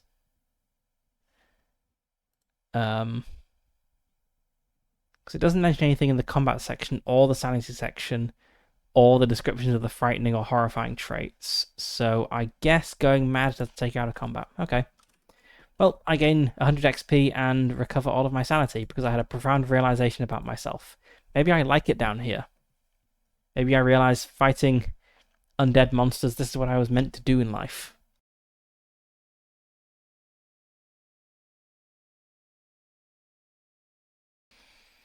Well, it is my turn in combat. Okay.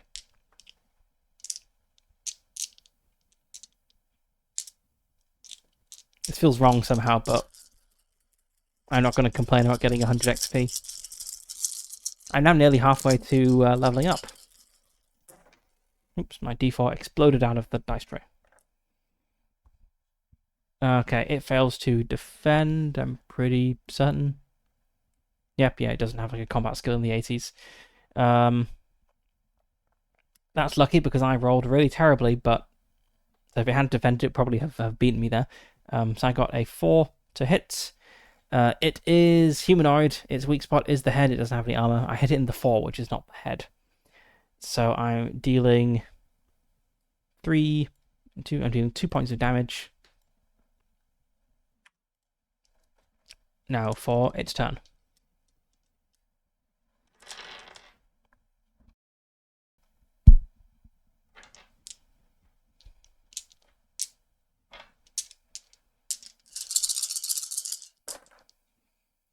It's going for a 6, which is a slam. The flesh eater raises itself on its hind limbs and then slams down with tremendous force onto a target, dealing D10 bludgeoning damage. Hind limbs? I was imagining these are like humanoid. What do they look like? Vile and grotesque abominations. A rotting and bloated form, pallid skin stretched taut over protruding bones and oozing sores. Maybe they kind of crawl. Maybe that's why you'd refer to the legs as the hind limbs. Anyway, it got a 9 to hit. I got a 22 to defend. I got a crit success on the defend. Which I don't think does anything special when you're defending. It just means you win the clash. Okay, so I get to make a defensive maneuver. 4.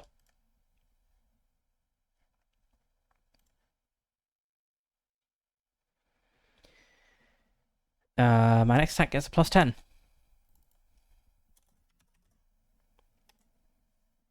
Okay, my turn. I need to roll to avoid being scared. And even though being scared was good this last time, most of the results on the table are bad, so I don't want to be scared. But I am scared.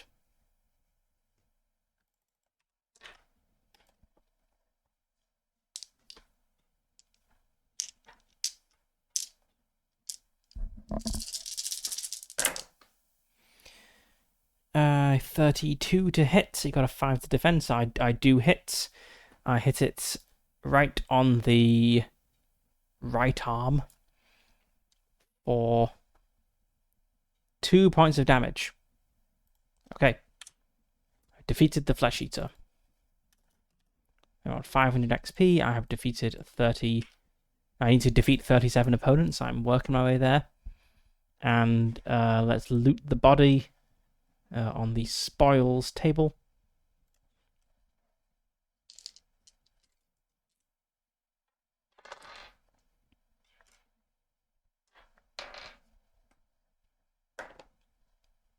Five is a valuable item.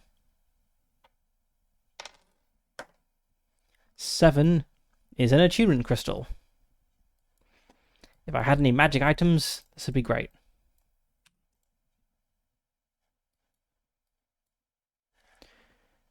Okay, so that was moving into this corridor.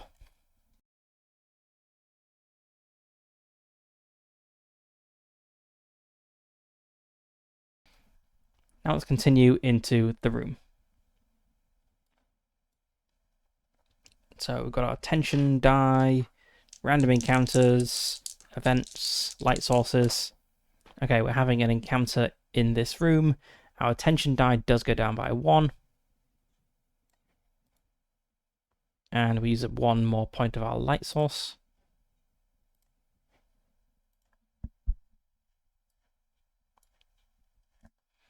Let's see what our encounter is this time. 15. Another Flesh Eater. Maybe the last Flesh Eater wasn't so bad.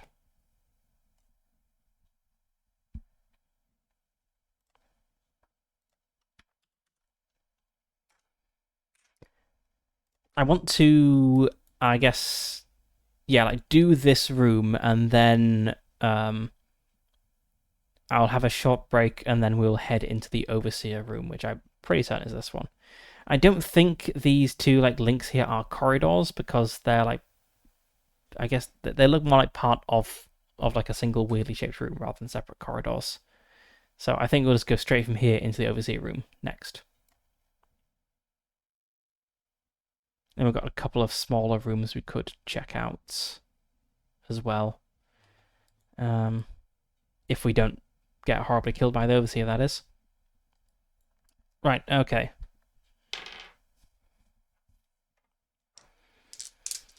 So, initiative. It got a 10, I got an 8. It wins the initiative.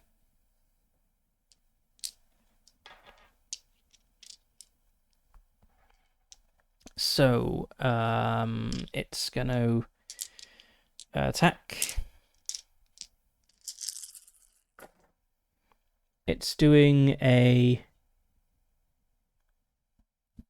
grasp, which I suppose is a physical attack, even though it doesn't say. Oh, it says the target must make an opposed athletics check. So I guess it's not a normal attack. Okay. So it has a 45 on athletics, and it rolled a 76. I have... So it failed on that roll. I have a 30 on athletics, and I rolled a 100, so I crit failed on my athletics.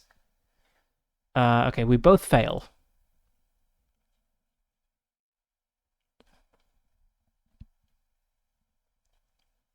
A fumble automatically loses.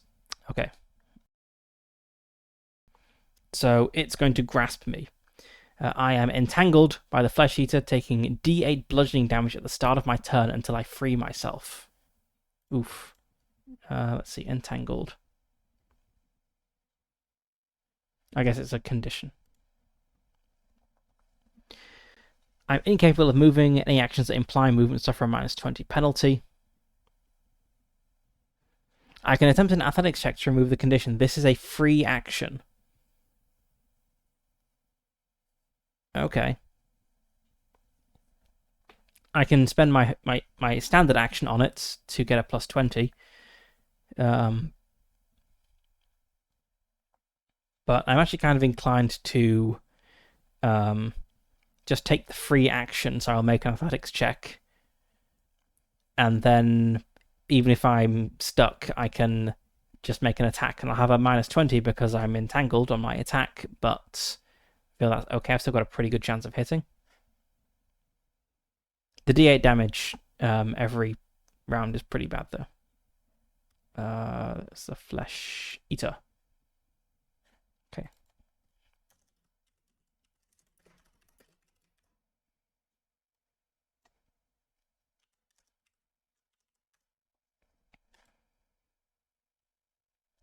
Okay, right, my turn. So firstly, I have to roll to not be frightened, which is probably pretty tricky when the thing is wrapped tightly around me. I am frightened, unsurprisingly.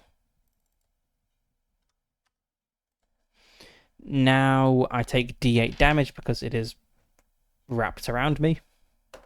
That's a 7, which is 2 damage on the table.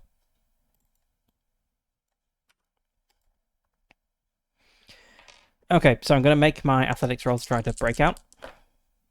32. I do not succeed. I'm now going to attack, and I'll be attacking with a minus 20 because I am entangled, which then cancels out my plus 20 for being the initiator and being a weapon master. So I'm just rolling against a 60 on my bladed weapons.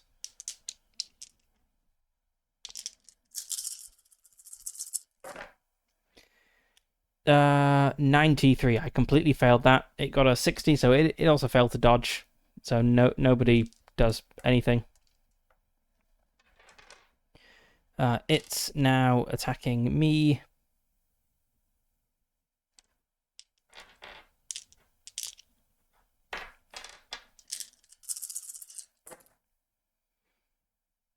It's doing 4. I guess it's not grasping me again because I'm already grasped. 4.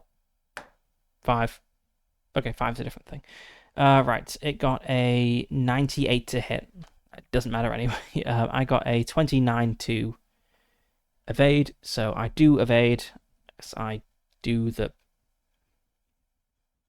I guess I got a 49 because I have a minus 20 penalty and everything. But that's still a success. I do a defend. Next attack deals plus d10 damage.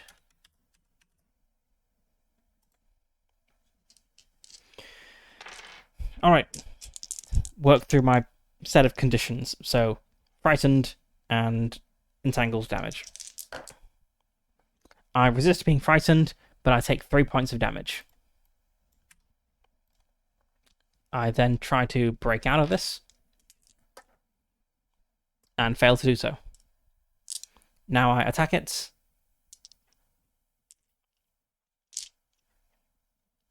And I get the plus d10 damage. Alright, I got a 9 to hit. It got a 60 to defend. So I do hit it. And my damage is 1, that's 0, plus my d10. 7, 2. I deal 2 damage to it. Yeah. That wasn't as dramatic as I was hoping, really.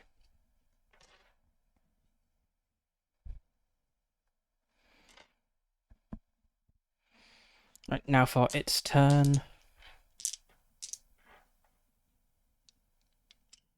Oh, hang on. I didn't roll the d20 to see where I hit it. That's not the head anyway. That's fine.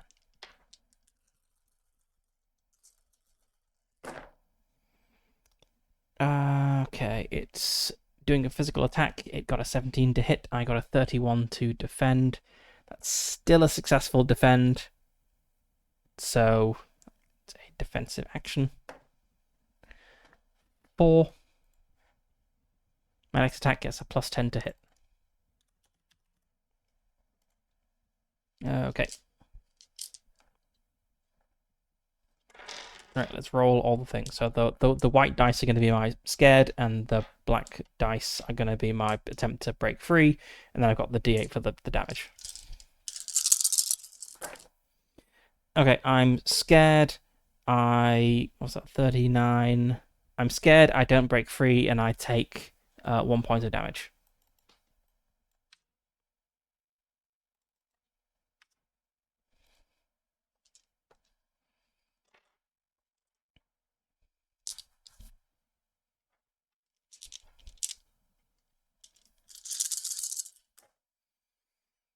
So for attacking, I got a 36, which is a success. It got a 31 to defend, so I just beat it. And then that's a 4 and a 2. That's 2 points of damage. Okay, it's dead. I kill it and just like unwrap this horrible corpse thing from around me and breathe deeply again, the not so fresh dungeon air, as I go through its pockets.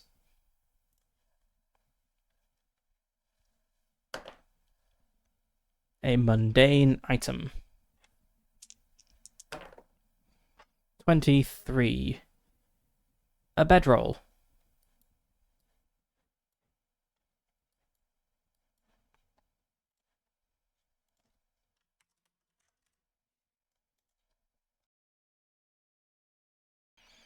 I recover D4 toughness. 2 toughness.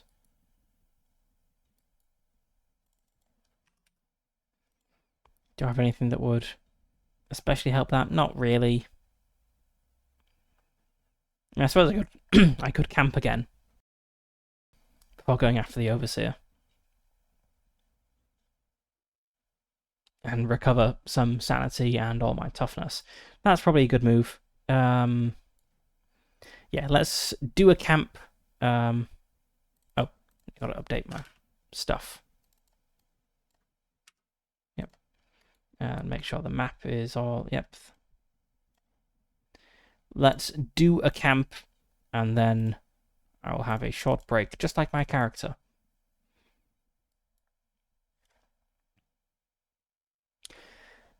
I've had a few crit rolls on here that I've not marked on here. I'm pretty sure they were all bladed weapons, so that's mostly what I'm rolling. So probably I've not missed anything on here. But let's go to the camping rules.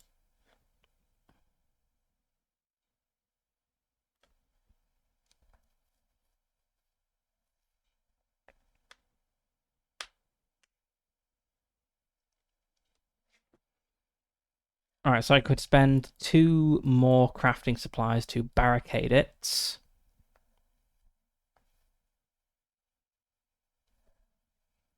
Yeah, let's do that. Let's just mark down. I got 2 things. That goes down by 2. This goes up by 2.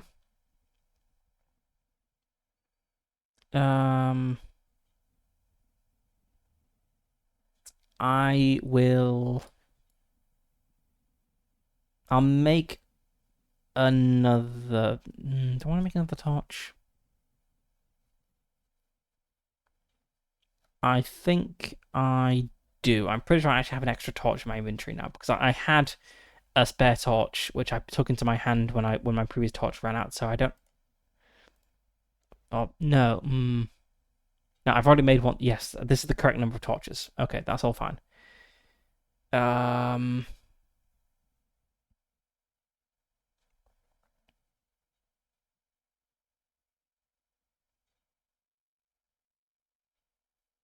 could just rest, I suppose.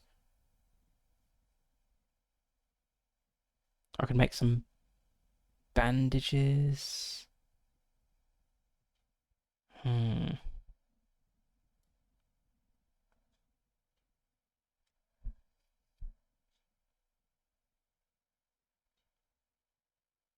Okay, let's make yeah, let's just rest actually. So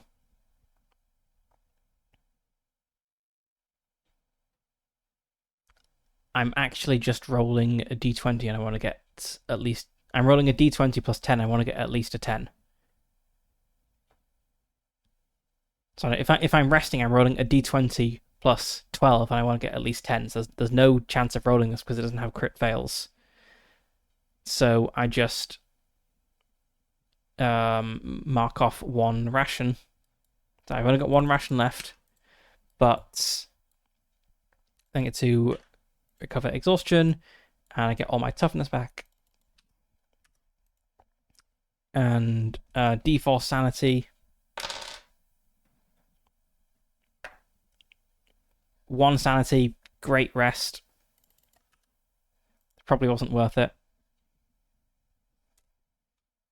I don't think that was worth it. Well, when do I level up my skills? When do I improve my skills?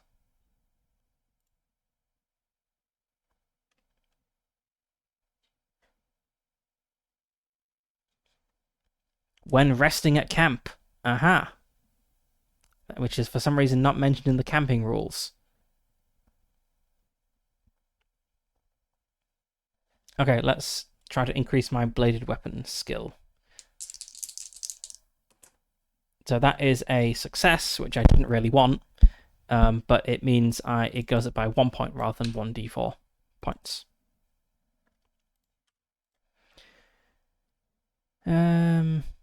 Okay. Right, I am going to step away for a moment. Actually, no, before that, I'll just check, is this door locked? Good to mark down the state of all the doors. 13, I think that is locked. It is locked, okay.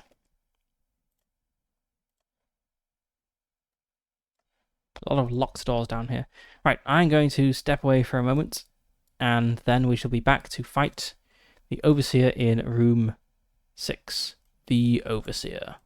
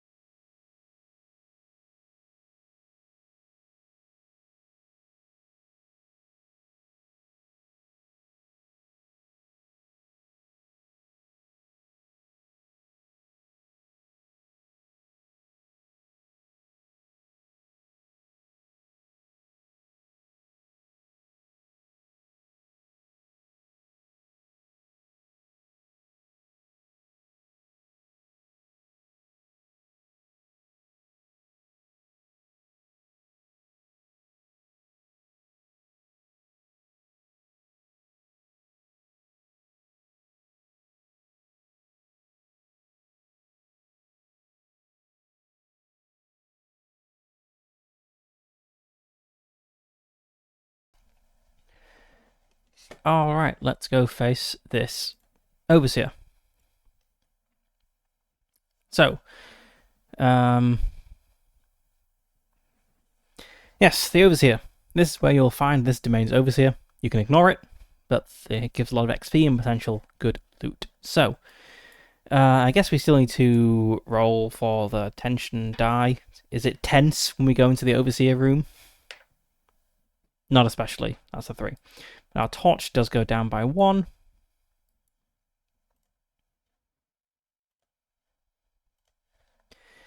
And our Overseer is the Infernal Archon. So let's find them. So they have Ruthlessness 2. What does that mean? Ruthlessness. This is an Overseer-only trait that grants them a number of additional standard actions per round equal to 2 in this case. So this guy gets 3 actions per round. That's pretty bad. Okay. The Infernal Archon's presence ignites the air, unleashing waves of scorching heat that sear the senses and smother hope. With sweeping gestures, it summons forth demonic cohorts and hurls infernal projectiles that immolate everything in their path. Its mastery of the chaotic elements allows it to weave a torrent of fire and shadow into an inescapable vortex of annihilation. Challenging the Infernal Archon is almost equal to confronting an inferno given life, where courage and resilience are tested against the relentless onslaught of flames and shadow that seek to engulf all in a tempest of destruction. Okay, so it only has 10 health, so that's not, maybe not, it's not the end of the world, but it's going to be very tough. I still have to be right back. Let's get rid of that. Okay.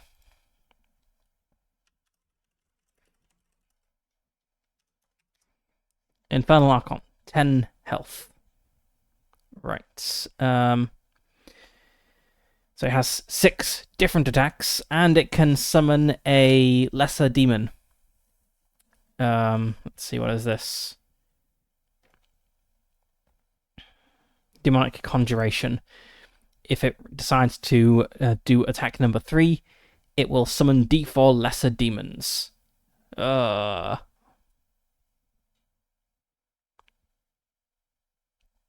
Okay. This is going to be very tough. But at least it's not frightening. We've got that going for us. Right, let's do initiative.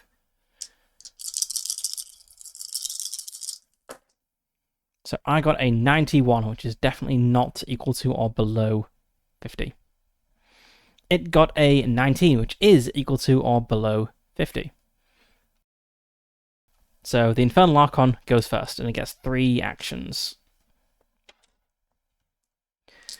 Right. It has 1 point of armor on all of its body parts. Oh no. Okay, let's see what it's doing. Firstly, it's going for 6. Vortex of Annihilation. The Infernal Archon combines fire and shadow to create a swirling vortex of destruction. A sphere of chaotic energy appears, forcing all characters to make a magic resistance check or suffer 2d8 fire damage. I suffer 2d8 fire damage. So 5 and a 1, so that is 2 damage. That was attack number 1. It gets 3. Attack number 2 is going for a Shadow Veil. The Infernal Archon shrouds itself in shifting shadows, rendering it heavily obscured and granting it advantage on any defensive checks until the end of its next turn. Okay. Let's note down it is advantage on defensive checks. And all of its things are magic, actually. Inferno Eruption. The Infernal Archon calls upon its mastery of fire, causing flames to erupt. Creatures must make a dodge check, taking 2d8 fire damage on a failed check, or half as much damage on a successful one. But I guess I still need to make the magic resistance, because it's a magic attack. So it's magic resistance and then dodge, I suppose. Well, I failed to magically resist it. And I failed to dodge it, so that's another 2d8 damage. So this first round of combat is opened with me taking 4d8 damage, and the Infernal Archon getting advantage on all defensive checks. That's 3 more toughness damage. So not a good first round really, for me, or first half of round. So all right, now I'm going to attack it.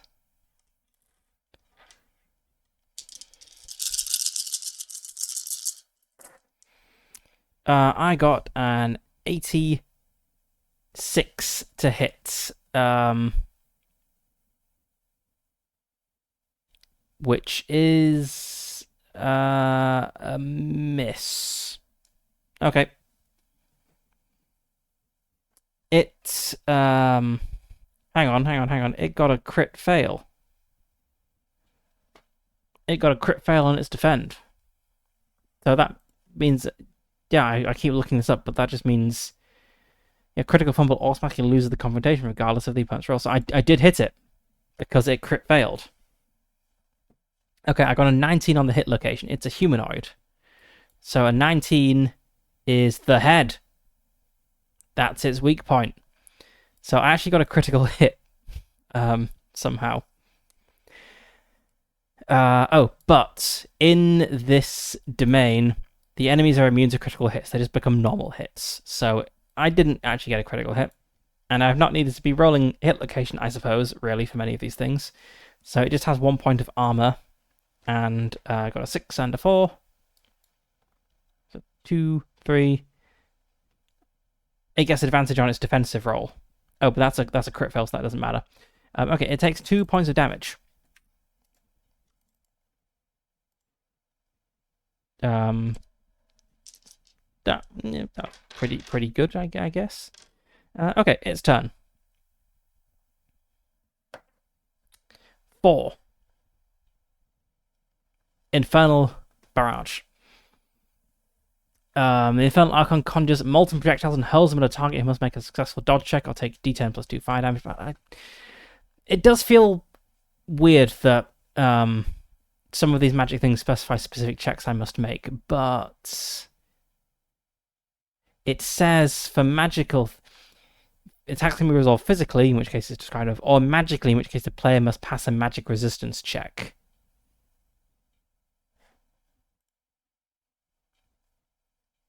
And it doesn't say that it doesn't say do magic resistance unless it tells you to make another check. So I think it must be magic resistance plus the other. This feels a bit odd. Anyway, in fact, actually, that's a good one to look up in the new edition. I'll make a note of that.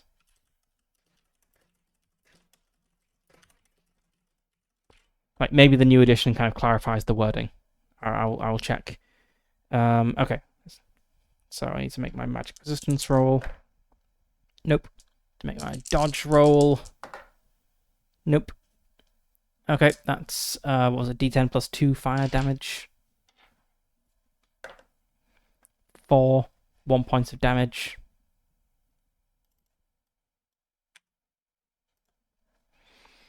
Right, now for attack number 2. 3. Demonic Conjuration. Oh, no. The Infernal Archon summons D4 lesser demons to aid it in battle. These acts immediately after it in initiative. Okay, it's gonna summon 3 lesser demons.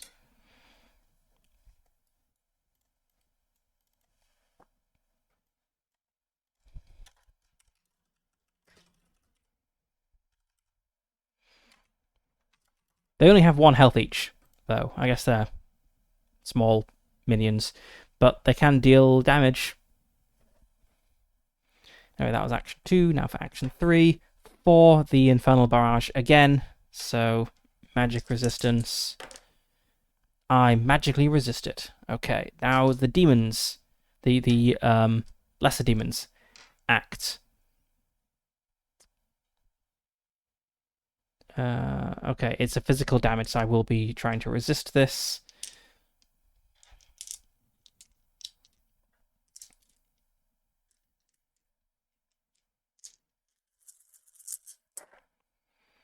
$75.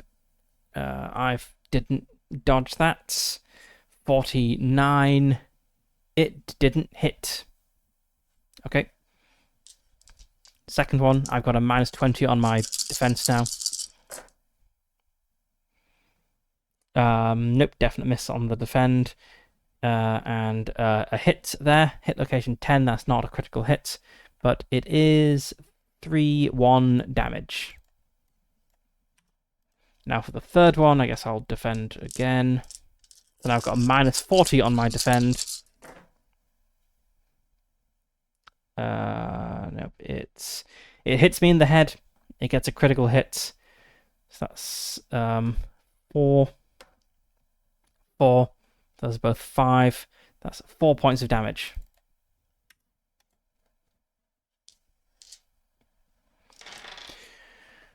All right, now it's my turn. I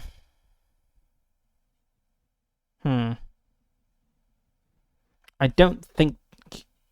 So I could go for the lesser demons, and they'd probably be very easy to kill because I only have 1 health. But the Infernal Archon can just summon more. So it's probably worth focusing on the Infernal Archon. Unless there's anything I can do to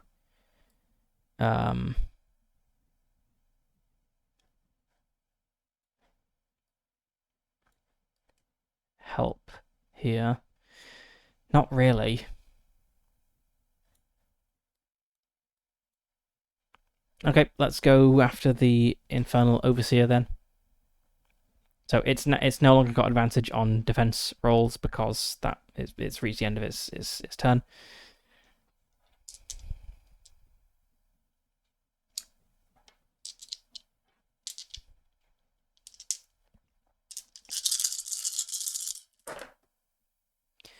So 50 to hit. That's a success. It had a 35 to defend, so I hit it in the...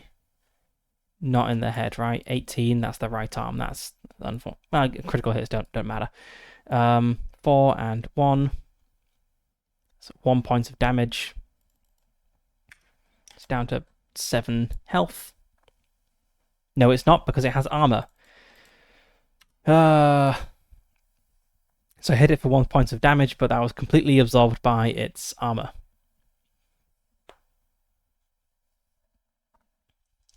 So now it is the Infernal Archon's turn.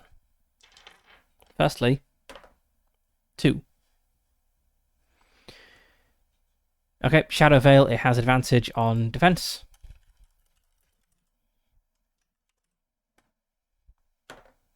5. Shadow Rift. Magic resistance. Nope. Dodge. Yes, I dodge. Now attack 3. Shadow Veil again. I guess it's really shrouded. Okay, now for the lesser demons.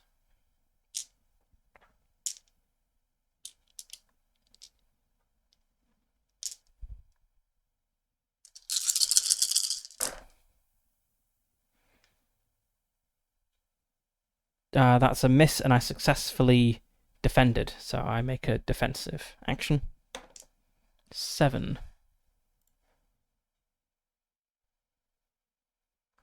I have advantage on my next attack.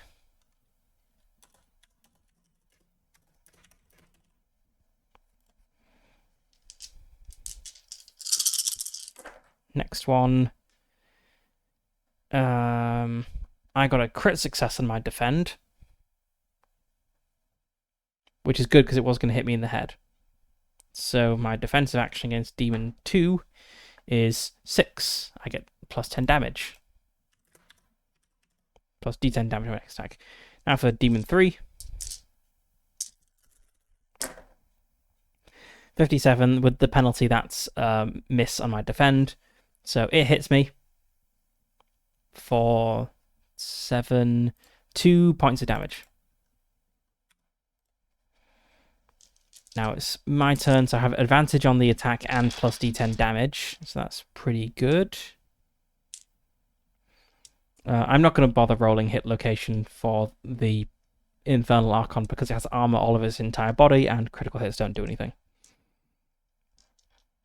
So I need to roll to defend.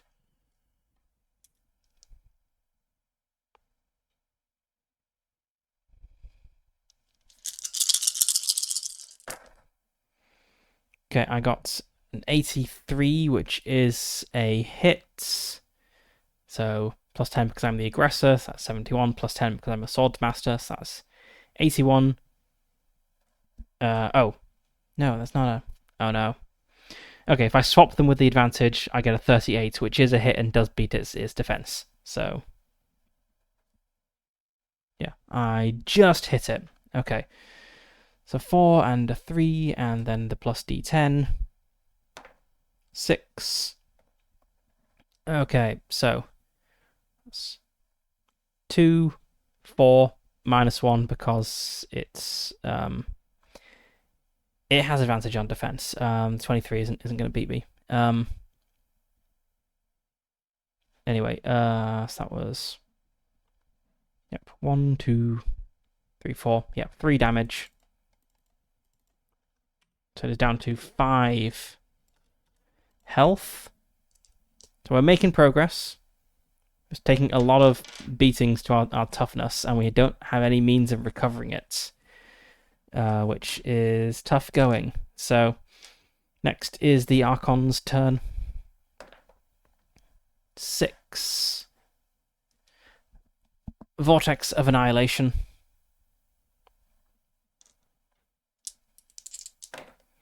I failed my magic resistance, so I take 2d8 damage. 8. 4. That's 4 damage total. So I'm down to 2 toughness. I'm very close to taking damage from my health. 4. Infernal Barrage. Missed that magic resistance. And missed the dodge. So I take d10 plus 2 fire damage. 5. It's 2 fire damage. Okay, so I'm down to 0 toughness now. So I have 11 points of damage left before I die. I'll attack 3. 1. The Inferno Eruption.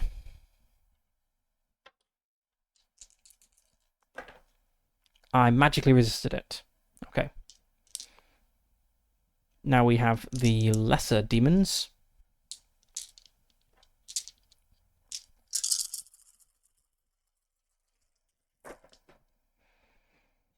9, 15. Okay, I defended there, so I do a defensive action.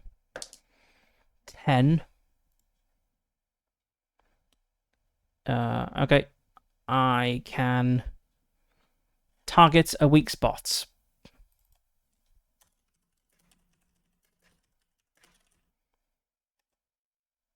I wonder if that actually... Does that do anything? If critical hits are just normal hits? Yeah, if you hit the weak spot, it's considered an automatic critical hit, but there's no point in doing that because... Yeah. Critical hits just are downgraded to regular hits because of the Overseer's ability. Okay, second demon. 15 to hit, 91 to defend. That hits for, what was it, +1, 2 damage. Yeah, okay, I take 1 point of health damage. Now demon 3. I think I'm going to use my brace ability to reduce incoming damage by d6. Because I'm so, like, the penalty to defend is so bad, I'm not going to defend, really. 57. It missed me anyway. Well, I spent 2 ether on it.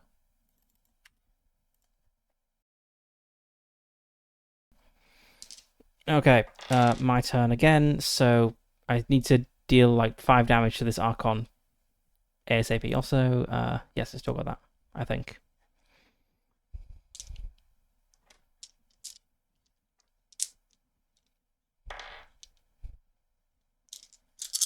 Like, is it possible to kill the Archon this turn? No. The maximum damage I could deal would be 3.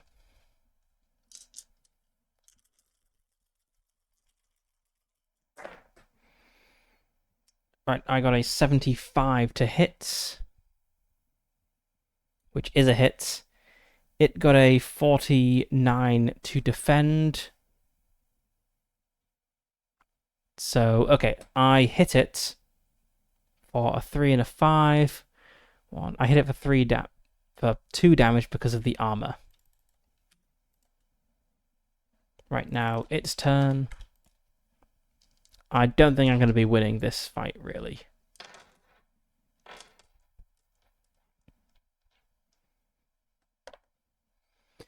Okay, magic resistance. I did not magically resist, so I take 2d8 fire damage. 8. 3. That's 4 fire damage. I've got 6 health left.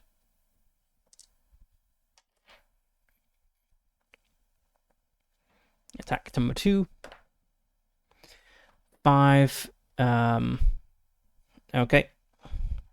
Fire attack. So magic resistance and dodge. I did not magically resist. Or I did dodge. I just dodged by 1 point. Okay, attack 3.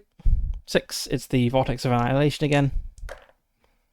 And I magically resisted this one. Okay, now for the demons. Got a 34 to dodge. It got a 31 to hit, so I dodge and take a defensive action. My next attack deals plus d10 damage. Second one.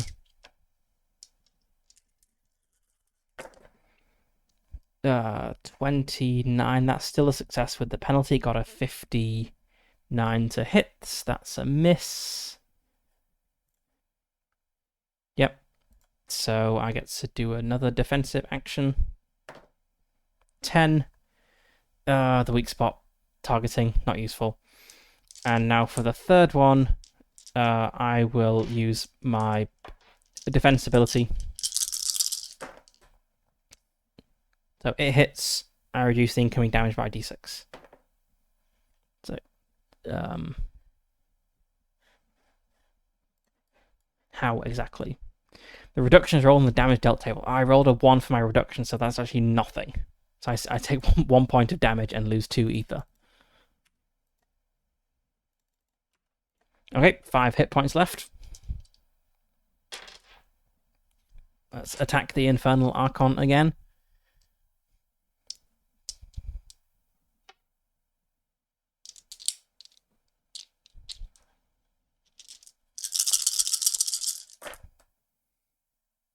Uh, 14 to hit and a 48 to defend. I think it defended. No, its combat skill is 40. So I hit it for 1, 3,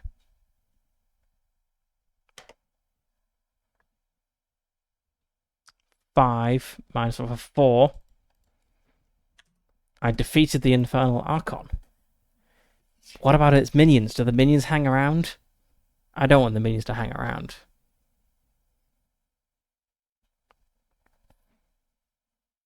I'm kind of inclined to say the minions disappear when their summoner disappears because I want to win the fight. It would be very anticlimactic to defeat the big boss and then to be taken up by the mooks. So yes, I'm going to say that's what happens. Yes, when the Infernal Archon is slain and returns back to the hell from whence it came, all of its 3 summoned lesser demons go with it. Yes, definitely the spirit of the rules. That was close. Right, so defeating an Overseer. You get 200 XP. I have defeated an Overseer now, so that's my first personal goal done, and I get some loot.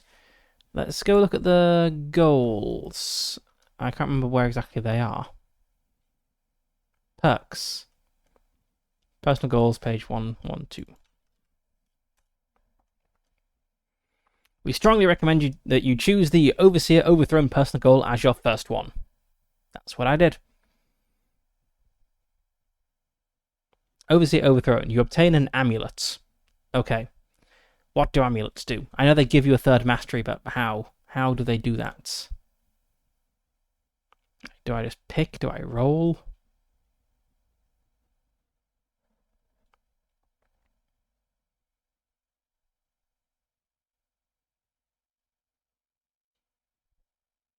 There's a random mastery table.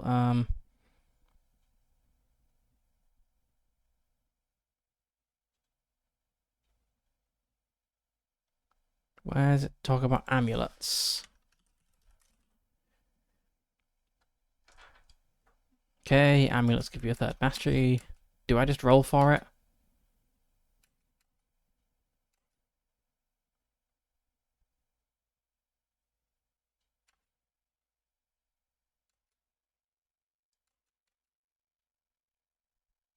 When you find an amulet, simply roll once on the random mastery table. Okay.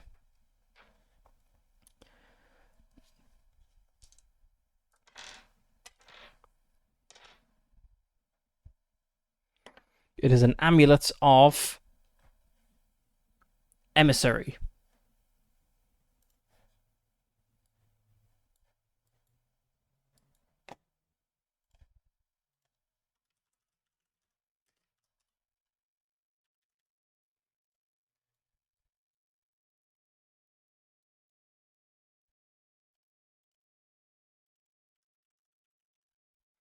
Oh, I forgot about my ring. I should have used my ring of temporary toughness. That would have been a really smart thing to use. I'm going to use that right now.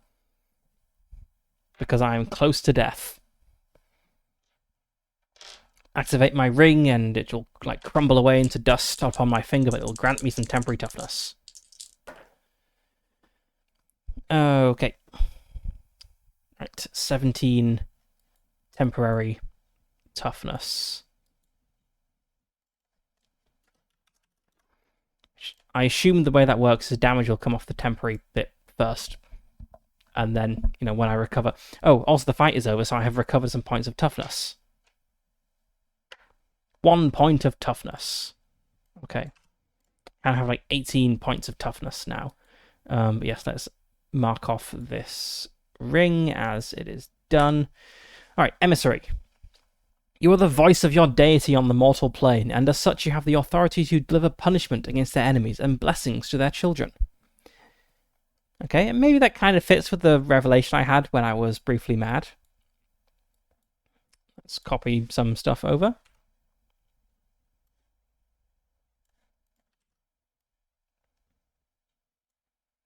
Right, new camp activity, pray. Heal D for sanity. You gain 1 exhaustion. Oh, yes. Perfect. Healing sanity. That's amazing. And I have a new tier 1 ability, heal wounds.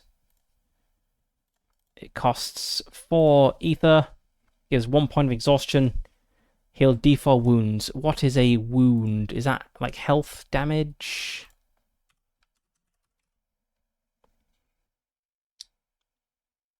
Wound. Damage that affects either your toughness while you have any points left, or your health when your toughness has already been worn down. Okay. So I could recover D4 health, I guess.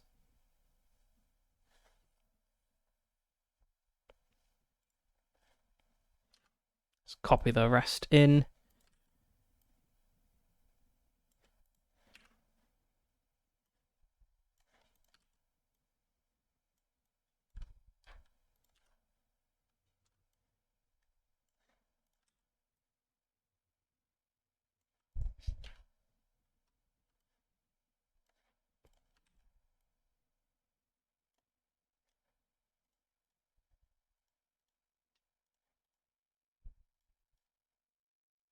Right, and I can't use these yet, so let's cross them out.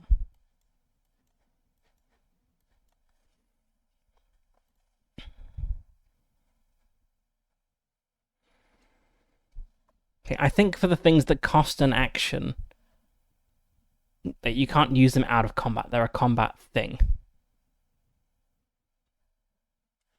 Maybe. Let's have a look at the masteries.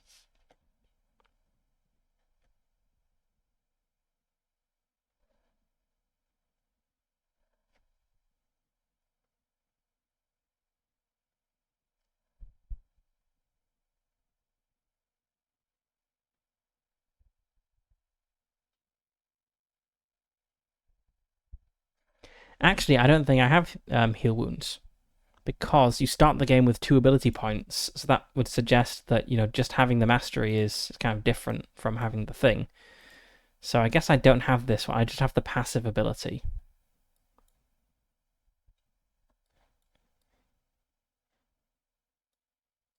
So I've got Prey, I can heal D4 Sanity when I camp, but I don't have the other stuff yet, I think. I assume.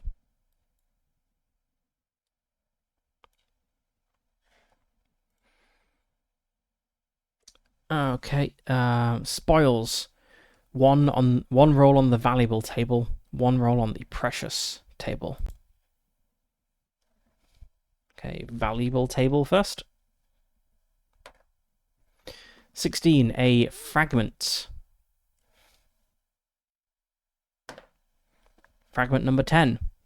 A blood red potion that grants the user immense strength for a short time. Increase your next athletics check by 50.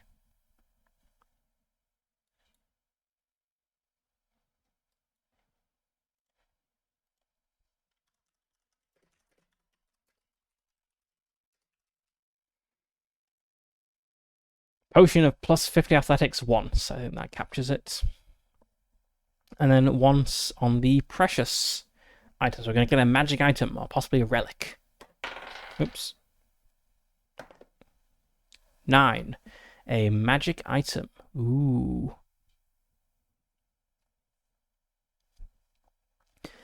Magic item generation. When you first find a magic item, you just roll on the item table to determine what type of item it is. Here we go. It is a magic amulet. Oh no, I'm gonna reroll that. I got an amulet as a reward for defeating the overseer. I don't want to get another amulet. Ring, a magic ring. Totally didn't fudge that at all. Okay, I have a magic ring.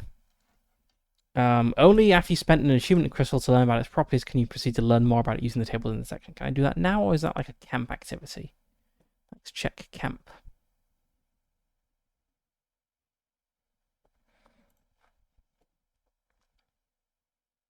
Yes, okay, it is a camp activity. So I have a magic ring of unknown powers.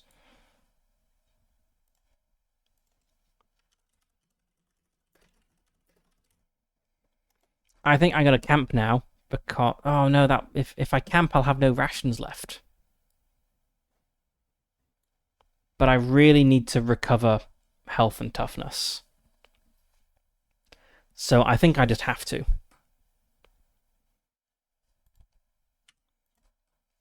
Like, if I go into the next part of the dungeon with 5 health and 1 toughness, I won't last long at all. Yeah. Okay, let's camp. I can deal with the food problem later.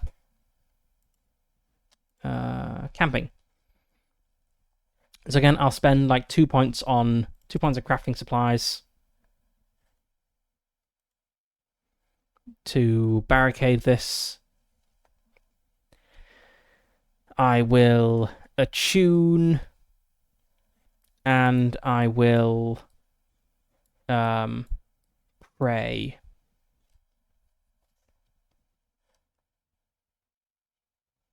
Is there anything else I can do that's useful? Not really.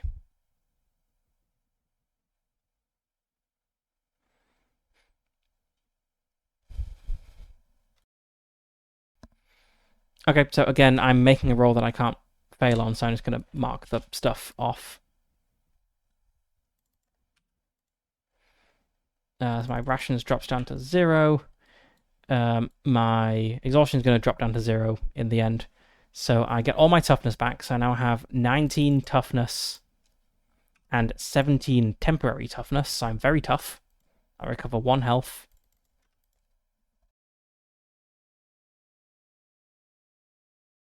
Going to recover D4 sanity from just normal camping and also D4 sanity from praying. That's 3 sanity. So I'm back at max sanity. My exhaustion drops down to 0 and I attune with the ring. So magic item generation. That costs an attunement crystal. which I have a number of. Also, I have a bedroll. What do bedrolls do? Let's quickly check the gear.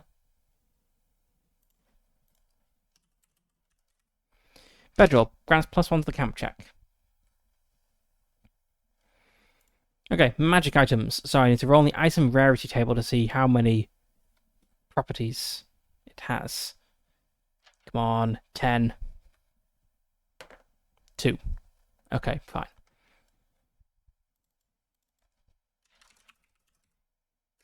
Uncommon magic ring. Rolls many times as necessary on the corresponding item table to learn the details of its powers. If you roll twice on the same property, the effects stack. Okay, magic ring properties.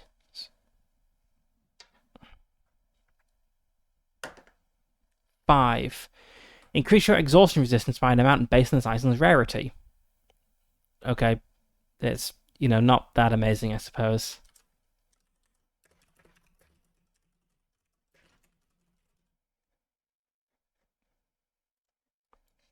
I guess I'll wear it, because why not? But it's not that cool a magic item. It's pretty mundane, I suppose.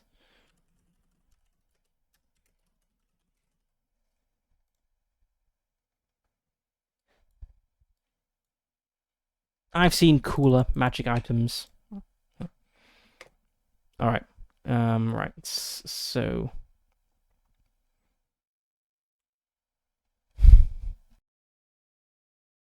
I can also sell it for 200 coins if I were to find a trader.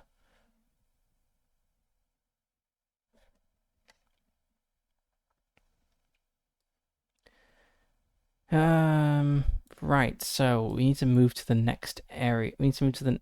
Yeah, I don't think it's worth exploring these other just random unmarked rooms because... Like, unnumbered rooms, because there's not gonna be anything cool in them. I suppose I'll check this door. Is this door locked? It is. I'm not gonna bother going all the way around. I'm just gonna move back to this room and then along this corridor and then into this room. And if I move them back to somewhere I already know, I believe it's just the tension die I need to roll. Let's have a quick look. Retracing your steps. Yep, you just roll the tension die and the light source is spent, but you don't need to roll for combat encounters or events. So, okay, I will move here. Tension die does not go down. Light source does. Also, because the Overseer is defeated, this goes away. So enemies will now actually suffer from critical hits if I fight anything more here. Let's go into the corridor. Tension die goes down. Okay, something happens.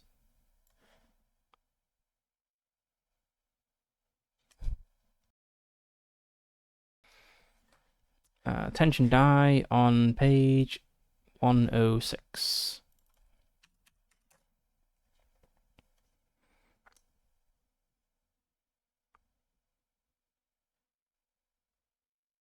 No, making noise triggers a roll. Maybe combat is supposed to trigger a tension die roll. I don't know. That's another thing to look up. Add it to my list.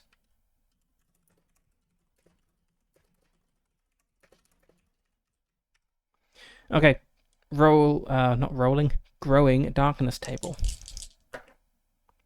11.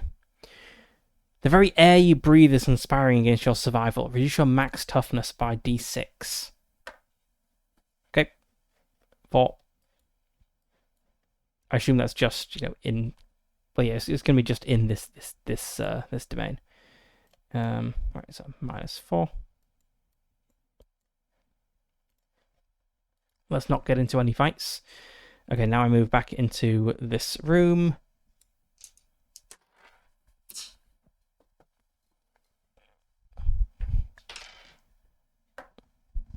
Tension die goes down.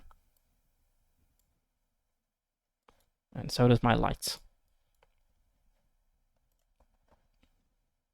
It's not really much point keeping track of the tension die at this point because we're about to leave. So, room 7. the exits. Looks more like a corridor than a room, I suppose. So yeah, I just go up here.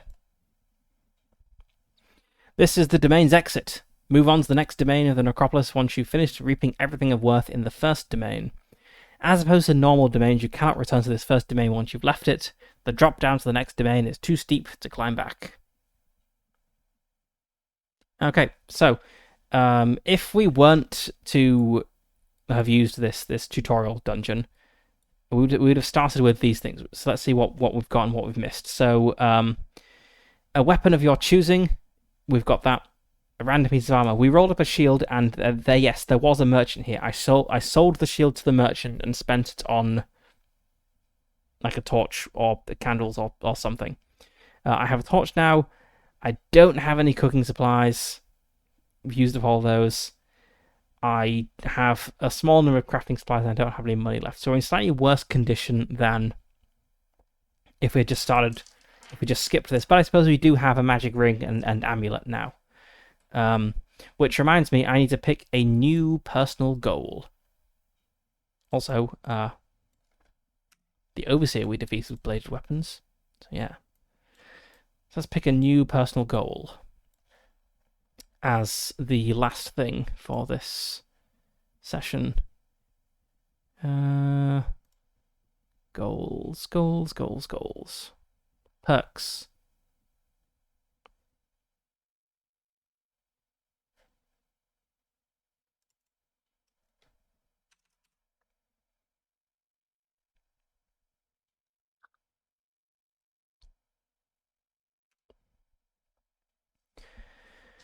Okay, personal goals. Only 2 personal goals can be computed at a time. As soon as you complete one, you're free to choose from another. So, we defeated an Overseer. We're working on defeating 35 opponents with bladed weapons. Which, that's the bladed weapon master here. This gives a +1 damage while wielding a bladed weapon, which is quite nice. Let's see.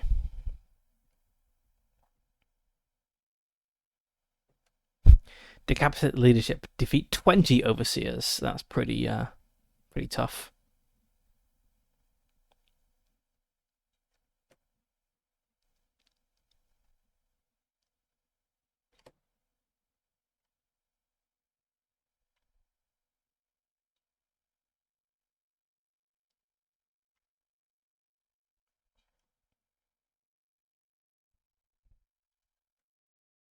Oh, I forgot we could scavenge rooms. Yeah, we can find random stuff there. We don't want to leave then. Okay, let's pretend we were scavenging this whole time. And we'll just scavenge these last 3 rooms we've passed through. Okay, scavenging. Where is that described?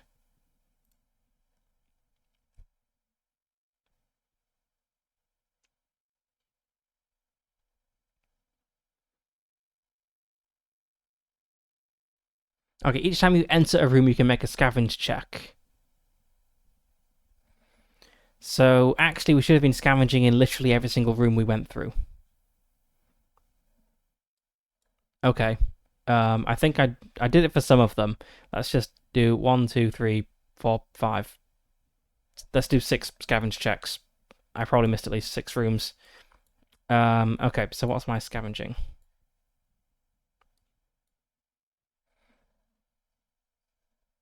10. Okay. Not great. Have to try to remember that for next time. 1, 2. Success. 3, 4, 5, 6. Okay, I've got 2 successes. Neither of them are crit successes, so it's just a D20 on this. 2 of them. 2, you find nothing of interest. 15, you find default cooking supplies. Yes. 1 whole cooking supply.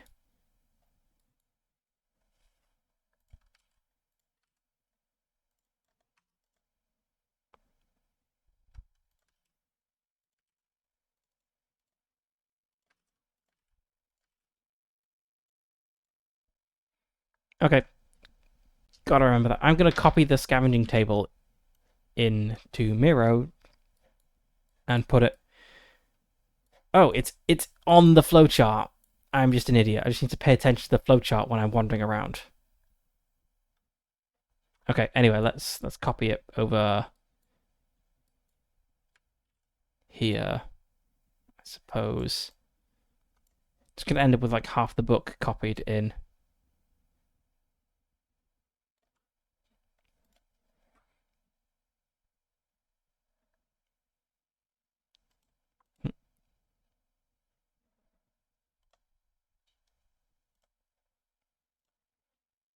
Okay. Right. So I have scavenged. Yes, I was looking for a new personal goal.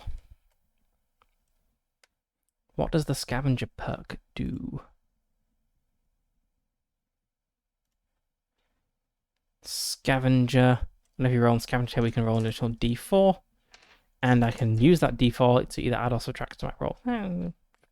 Could be useful, but I only have a 10 in scavenger. So I'm unlikely to actually do that. Scholar, using the reason skill. I only have 10 reason.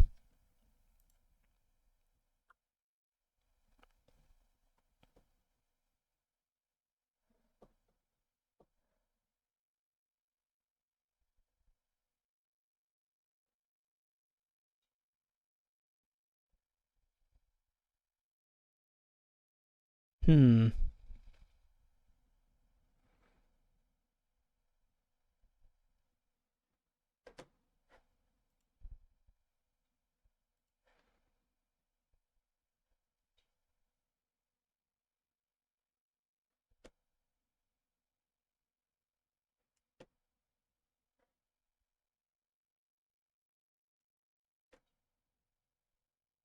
There was one about defeating humanoid opponents. Here we go. Marauder. I might go for the Marauder. Defeat 100 humanoid opponents. That's a lot of opponents. But it then triples the damage dealt with a critical hit, which is quite a lot.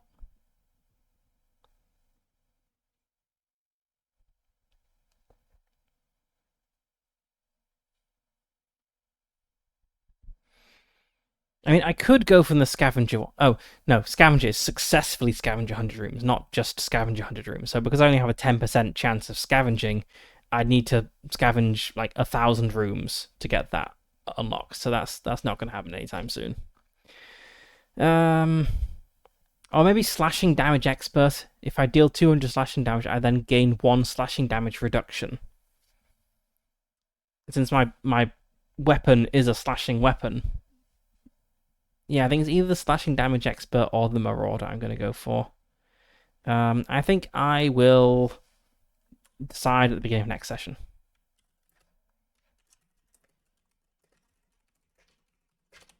I'll note down what they are.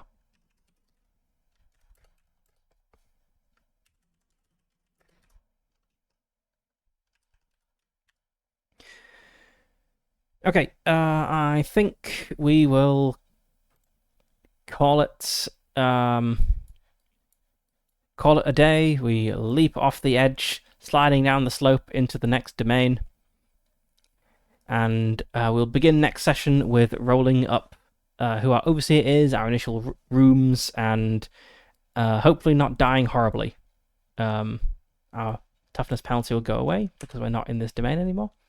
But it's not great, the situation we're in. 6 health. Ether will go back up. I always forget that.